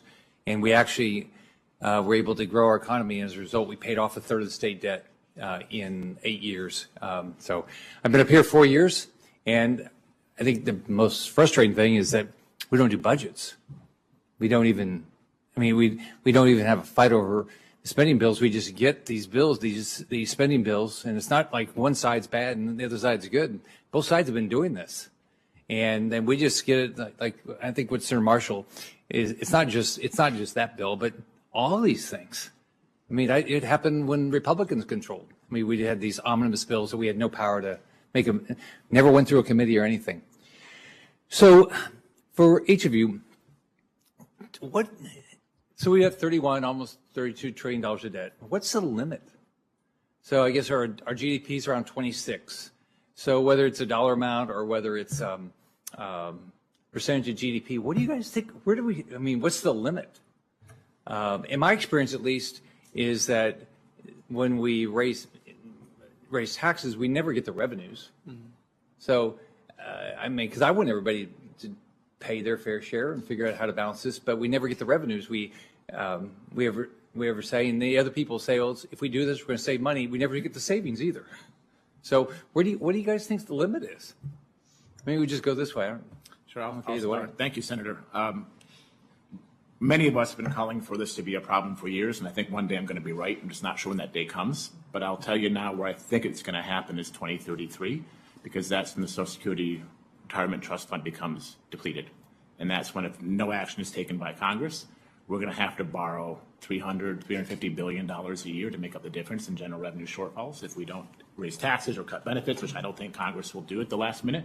That's when you're going to start seeing the bond markets interact and say, if this borrowing could go on for how much longer? And that's where I think we're going to start hitting our so the CB score, Congressional Budget Office, I think has this, if we continue the path we're going down, we would be at 48, something like that, $1 billion of debt on top of that.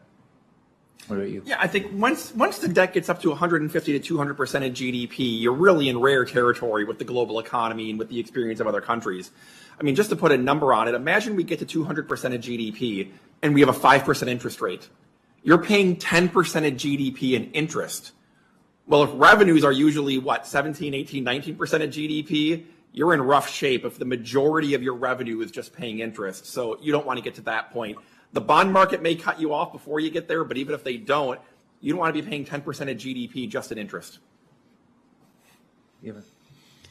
So I'm the lawyer, not the economist, so I'm going to defer to my colleagues here. I think the way I would think about it is it's not a cliff event, it's a corrosive on the economy. Mm-hmm. And a good rule of thumb, and this is empirically based with a lot of debate, and CBO comes pretty close, is that for every percentage point increase in the debt to GDP ratio, it adds about 2 basis points to 10-year Treasury yields. So just to make that concrete, on average, and it's not linear over time, but that feels roughly right. So if you go up 10 percentage points, you add 20 basis points. But if you do the arithmetic here, obviously the corrosive it undermines the economy, out in the long run. So we clearly have to change this. So let me ask you another question. We're at, I guess we're a little over 6 times debt to what we're anticipating we'll collect in revenues, right? How much of your net worth would you invest in a company like that? So how many of you are buying 30-year treasuries right now? Anybody buying 3-year? Not 30-year. What would you buy? I have great faith in you. That you will resolve this and that the U.S. will remain I'm hopeful. No, I would invest. And by the way, so does the rest of the world. We still are the AAA credit on the planet. Money comes here when times are tough, and that's because when times are tough, we ultimately do the right thing. It does say something when nobody's sitting here saying they would buy 30-year treasuries, because we're supposed to be the safest investment in the world. And a lot of money is held right now in cash, sir, which is paying a good interest rate for money market funds. I'd say a lot of people are buying U.S. Treasury debt at this point. But now they're counting. Now, I will say this. If you look at short yields on short-term Treasury securities, 1 month, 3 month, you can see the yields are now rising and falling based on when investors think it's possible that we do default on the debt. So the idea that people don't think we're going to default, that's slowly breaking down here. At some point, it's going to become a problem. And I would add, It's supposedly worse than any time in our history. Yeah, I mean, you look at 1 month versus 3 month Treasury. It's a beautiful chart. You should take a look at it. I mean, in fact, it's in my written testimony. It's unprecedented. So investors, and then you can look at Treasury security yields by day, and people are now looking at, you know, when receipts are coming in, when expenditures are going out, and they could say, oh, on this day, it's the most likely day that the Treasury is going to run out of cash, and therefore I'm not going to get paid. It's probably positive. People are getting engaged. Right? It's absolutely critical that they get engaged. Yeah. Thanks. Thank you, Senator Scott. Senator Lujan, then Senator Brown, then Senator Padilla. Thank you, Mr. Chairman, and thank you to everyone that's here in person and also helping us electronically to be here today with the panelists. It's been a good discussion, one that I've appreciated and learned from. I want to take this back to what the Republican legislation that was passed this last week, which I think similar to 2017 when the American people dubbed the Trump tax policy as a tax scam that was promised to be targeting middle class and those aspiring to be in the middle class, to prioritize them. I mean, the proof is in the pudding, and everyone knows where that money went, and to the dissatisfaction of many constituents I represent, they were trying to figure out how to submit their taxes the next year because the withholding tables changed a little bit, and less was taken from their checks. But when April 15th came, they were thinking what happened last year was going to probably happen again, and it didn't. And it hurt their budgets. So I hope that when we talk about budgets, we also include the budgets of the people that we represent when we're talking about this.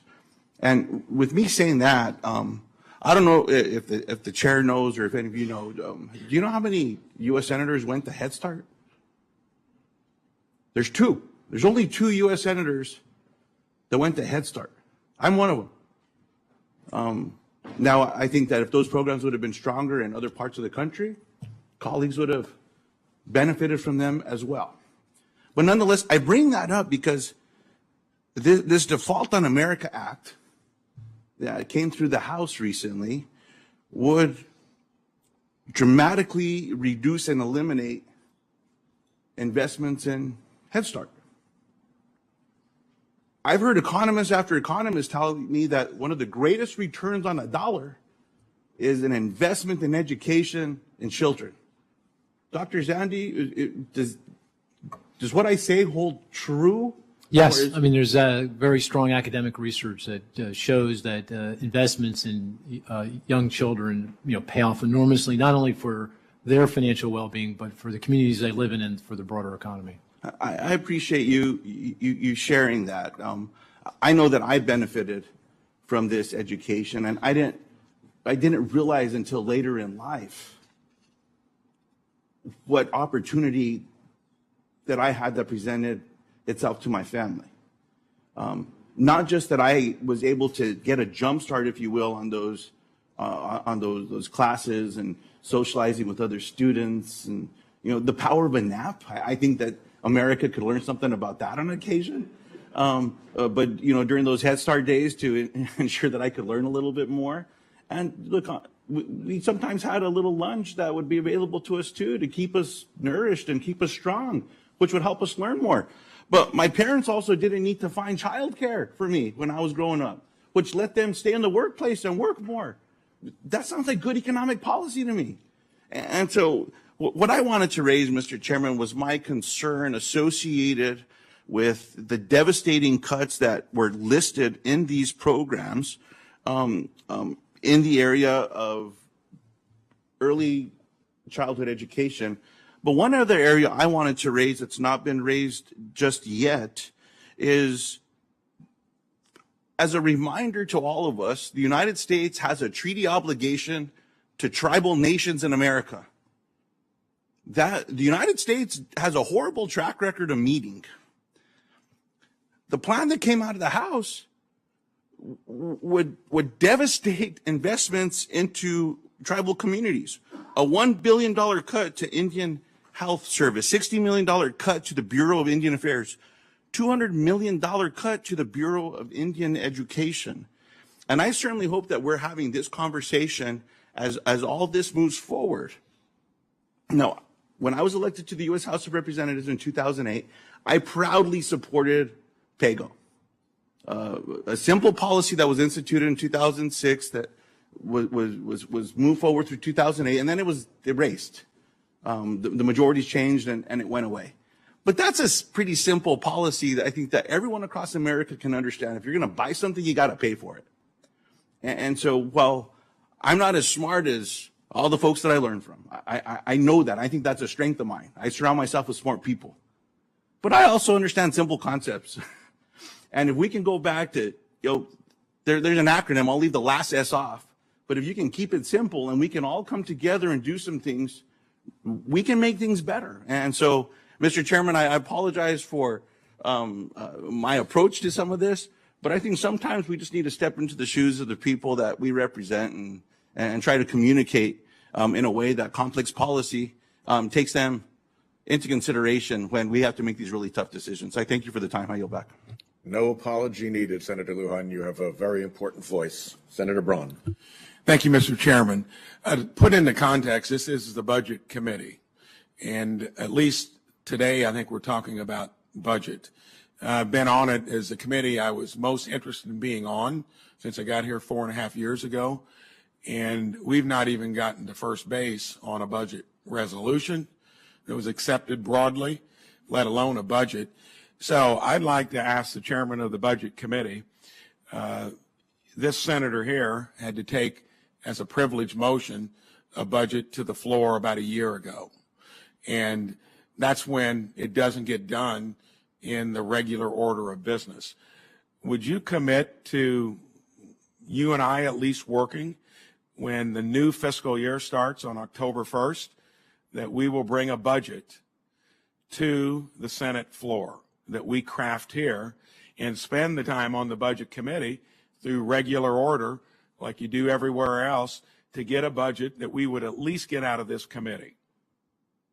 I'm going to have to wait and see how the present circumstance plays out, because if the House Republicans set off the default hand grenade that they are negotiating with right now, we are in a very different world, and I can't predict that world. Well, let's assume that doesn't happen. What I've already said I will do is to get back to work on the NZ White House budget reform proposal that can lead in that direction and set up the terms for precisely the conversation you want. I think we've talked about this before. Yeah. My recollection is that you were favorable. Senator Kaine has been here. I think we've got some real bipartisan interests there, and I will pursue that. I think we're pretty comfortable with the president's budget. So I don't know that we need to do more. That's now between the White House. I think if we still have a budget committee, we ought to use it through regular order to at least put something out there.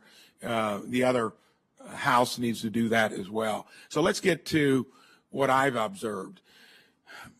Other places, everywhere else, you don't have the printing press in the basement, and you do not have a credit card that is automatically renewable. I think that's the context that we work within here. Obviously, that would be pandemonium anywhere else. Sooner or later, things like your sovereign currency are at risk. We saw what happened in Europe when Greece, Spain, Portugal, and Italy fell off the wagon not too many years ago, got them back in line. And my observation has been that the ability for our unique economy to raise revenue, we ought to at least look to see what that maximum amount would be without threatening economic growth. And here's a statistic that I have not heard anyone mention, that is over 50 years, regardless of the tax rate, we generate about 17.5% to 18% of our GDP in revenue. So that means through high rates, obviously, you get lower economic growth. The Trump tax cuts, those were chump change. If you give the full $150 billion to them, that would only be 7% or so of our current structural deficits. So my question is going to be to every one of you, and give me fairly brief answer because I'm going to have another one. Is that a reasonable place to be than to where we just live within it? Is there more capacity? Is there not? Tell me why. Only 3 times, I think, during the Clinton years did we hit 20% of our GDP in tax revenue. We'll start over with Mr. Zandy. I think there's more room. I think the average revenue to GDP is about 18%, but I think there's more room, and there needs to be because of the aging of the population. There's more folks that need Social Security and Medicare, and that is a significant, just keeping spending per person constant in real dollars. Do you have a level that you think that you'd be comfortable with that wouldn't strain economic growth and that would be reasonable? Yeah, I think somewhere between 20 and 22% in that range. Yeah, and I think that'd go a long way to addressing our long-term fiscal issues. But we need spending restraint on top of that. And by the way, that would be about 3 to 5% lower than where we're currently at, with $7 trillion divided by what is our GDP, like 26 trillion, roughly? 25. Okay, so we're way above 25% currently, and that's not sustainable. Ms. Hooper, what do you say? Of course, I was talking long run, not. Yes, I know long run. Ms. Hopper. Yes, I will say I am the attorney, not the economist again, so I will defer to my colleagues here. Okay. I've modeled out the tax numbers, and you could probably get to about 20% of GDP tops, especially in terms of taxing the rich. You can throw every proposal out there that we've seen on taxing the rich. You'll get about 2% of GDP from that. And with spending going to 30% of GDP, you got a ways to go. And I'll echo Mr. Rito's point. In my lifetime, basically, the long-term average for revenues, the average is 17.4%, to your point. When you get above 18, there's calls for tax cuts. When you get below, there's calls for revenue increases. That's kind of the historical. Even if we have range going up to 20, let's just give ourselves that there's some flexibility to go to 20. 2033, we're going to have 25% of GDP in outlays. That's the big gap.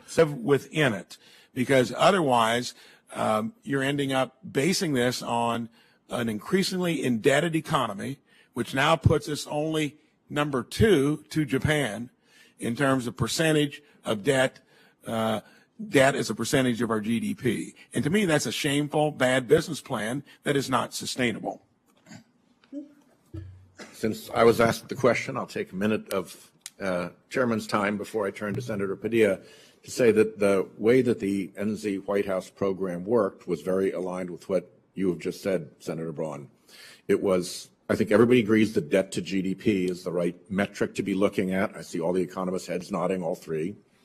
And then the question is, what debt level for the GDP is the appropriate one? And that's something on which we can have a civilized and thoughtful and sensible discussion informed by experts.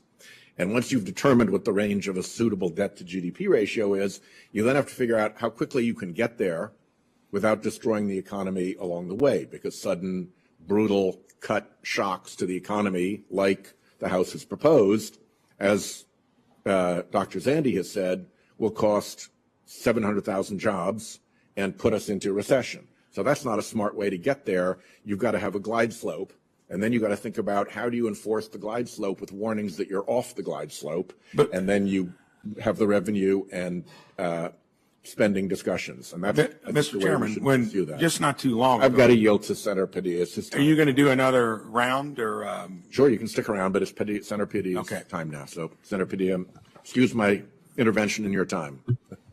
Thank you, Mr. Chair. I'll just make up for it on the back end. Everybody else has, why not you? Let me also try to sort of level set not just the conversation we're having here today, but why we're having it here. Despite the slimmest of majorities in the House of Representatives, Republicans are effectively saying to President Biden and to Senate Democrats and the American people that we must either accept their ransom demands or they'll force the country to default on its debt for the first time in history. Let's be clear that the hostage they're taking or threatening to take isn't the federal government. It's the American people, including their own constituents. A default would plunge our economy into recession. All the economists have established that. costing millions of American jobs, increasing loan payments for working families on everything from their homes to cars to student loans, and threatens to cut Social Security and health care payments as a result. So much of what we're discussing here today, as big and significant as it may sound, is frankly only scratching the surface of what the country will face should Republicans refuse to allow the federal government to meet its obligations. Let me ask questions about some of the specifics. So as we saw during a recent hearing with OMB Director Shalonda Young, Republicans take great offense at the idea that they would cut Social Security and Medicare. And yet, because of this manufactured crisis that would result in seniors not receiving their Social Security and Medicare benefits that they have paid into their entire life and they have earned, a default would keep the federal government from actually paying them out. Mr. Zandi, can you describe the implications for Social Security and Medicare if the federal government defaults on its debts? Of course, it would be devastating. I mean, the first thing that would happen is people wouldn't receive their checks on time. They'll eventually get the money, but it'll take longer and longer for that to occur, the longer that the impasse continues. Obviously, the hit to financial markets would be serious immediately. In fact, that's already going to start to happen even before we breach the debt limit, because investors are going to anticipate the breach. Stock prices will decline, interest rates will rise, and of course that undermines the financial well-being of all Americans, but most significantly those retirees that are going to count on that. And then ultimately it's going to cost jobs, the economy, income, and that will affect obviously all Americans in the entire global economy, and Social Security recipients, Medicare recipients would be casualties like everybody else as a result of that. Right.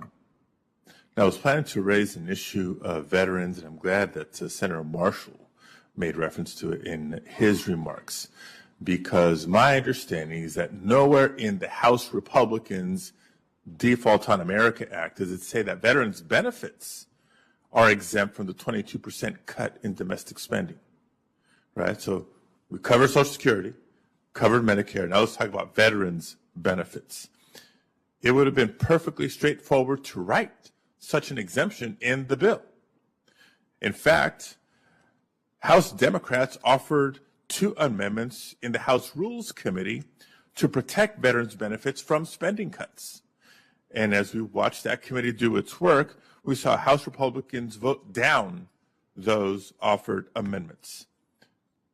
They did, however, rewrite the bill to protect ethanol subsidies. So it seems pretty clear to me that House Republicans made a conscious choice to subject veterans' benefits to their spending cuts, despite protests to the contrary.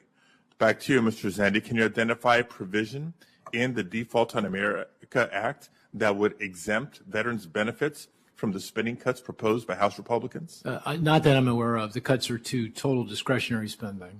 So that would include defense, non-defense VA benefits. So that would be determined in the appropriations process. But in the legislation, I'm not aware of any language related to the VA program. Right, no. Exactly. And look, Mr. Chairman, in the interest of time, I can go on and on with other specific examples. Republicans have put us in this place of a looming crisis. We can and should do what we've done numerous times before under Democratic and Republican administrations and pass a clean lifting of the debt ceiling. But to hold it hostage for a budget conversation is wrong, and the exact budget plan not being offered or suggested or considered, but passed by House Republicans would only make a horrible, horrible situation that much worse. We can outline further examples, but the examples most talked about, Social Security, Medicare, veterans benefits, despite the belly aching on the other side, are clearly on the chopping block. Thank you, Mr. Chair. Thank you very much. That more or less concludes the hearing, except that Senator Braun asked for additional time, and I will gladly, as chair, yield it to him. Then I will offer some concluding remarks. And that'll be the end of this. And thank you very much for the witnesses' testimony and participation. Senator Braun. Thank you, Mr. Chairman.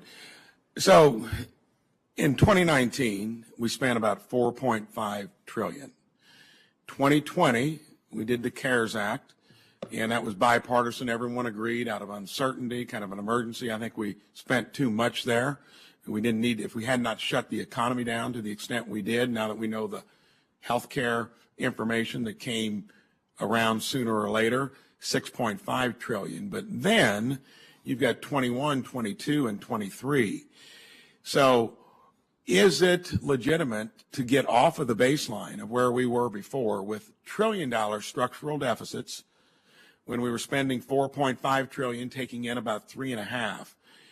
Do we need to keep at a level that was based upon something extra normal? Is it healthy, and can we cede the territory that we need to be where we are to have a healthy federal government, and should it be occupying that much of our GDP? So in other words, just because you were able to spend it and borrow the money to do it, is that the new baseline that we should operate on that takes us up to 25% plus of our GDP? Or should we go back to where we were before the extra normal spending took place in the first place? We'll start over with Mr. Zandy again. Well, those are a lot of numbers. But that's where we are. Those are actuals. I need a spreadsheet to disentangle all of that. But let me just say this, Senator. The fiscal problems we have today are ecumenical. They're both Republican and Democrat. I'd agree. The Trump tax cuts were $2 trillion, and they were not paid for. Well, and that's $200 billion over 10 years, so put it in per year. The fiscal response to the pandemic, which was bipartisan up until the American Rescue Plan, but in 2020, that was an additional $3 trillion, ecumenical. Both sides agreed to that, and then the $2 trillion in the ARP, that was Democrats. Yep. So it's the situation we're in now is both on both parties. And I'm talking about going ahead. And should we go back to the original baseline, or should we be at the elevated level?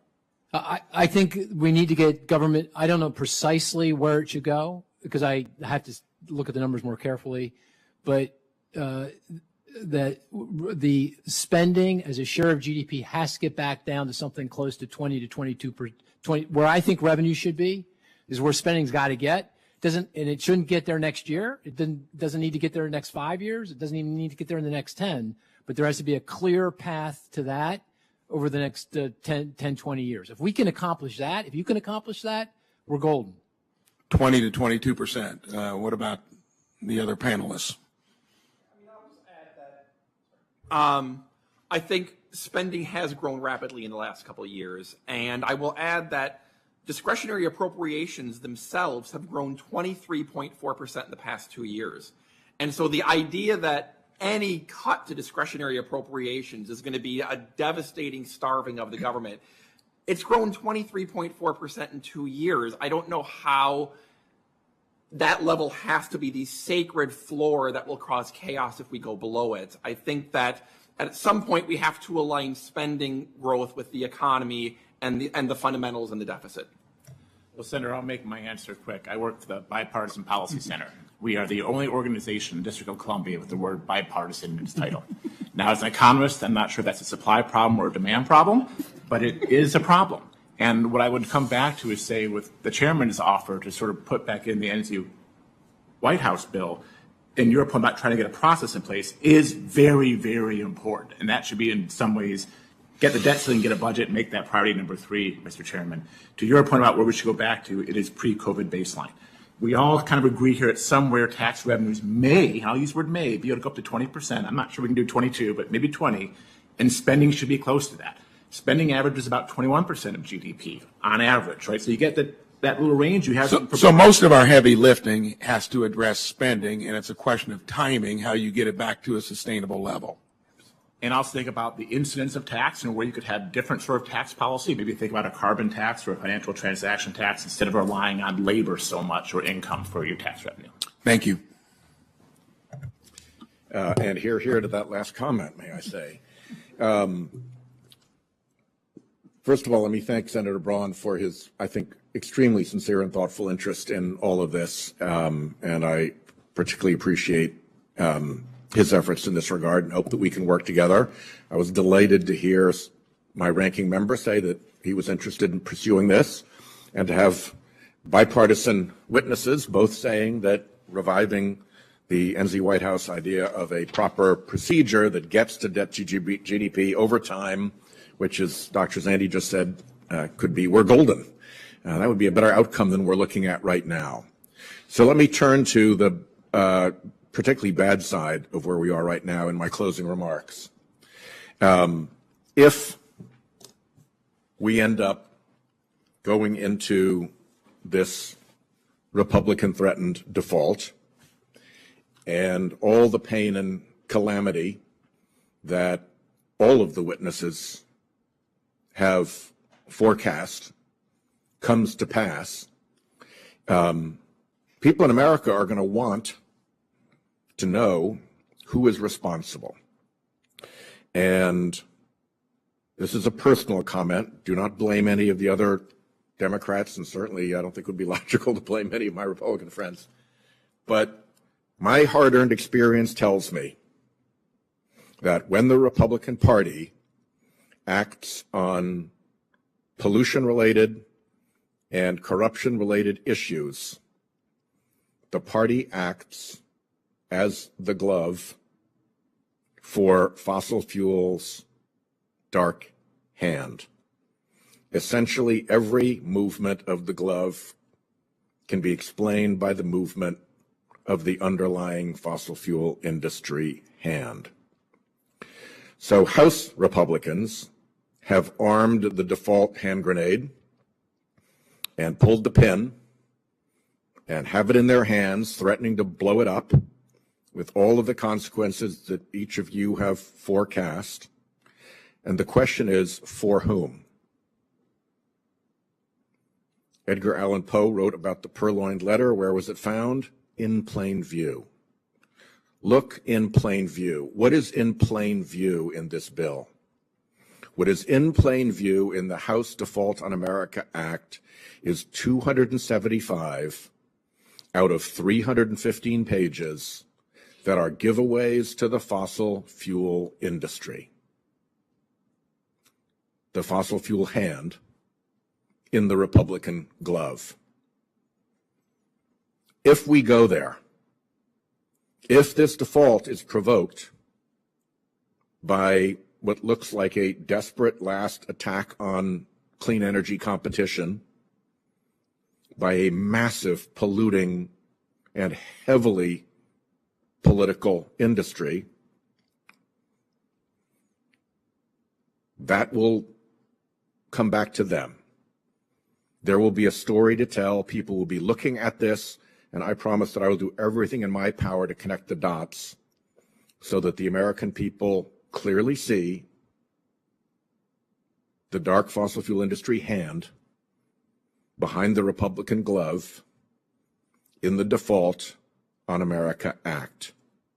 275 out of 315 pages is one hell of a tell. And with that, I will conclude the hearing. If any members have questions for the record for the witnesses, we ask that they be in by noon tomorrow. The witnesses, if you receive questions for the record, are requested to provide your responses within a week. And may I hope that we reconvene in brighter days with the pin back in the hand grenade and go forward on a bipartisan path to do the work that I think has been quite well outlined in the subtext, if not the main text, of this hearing.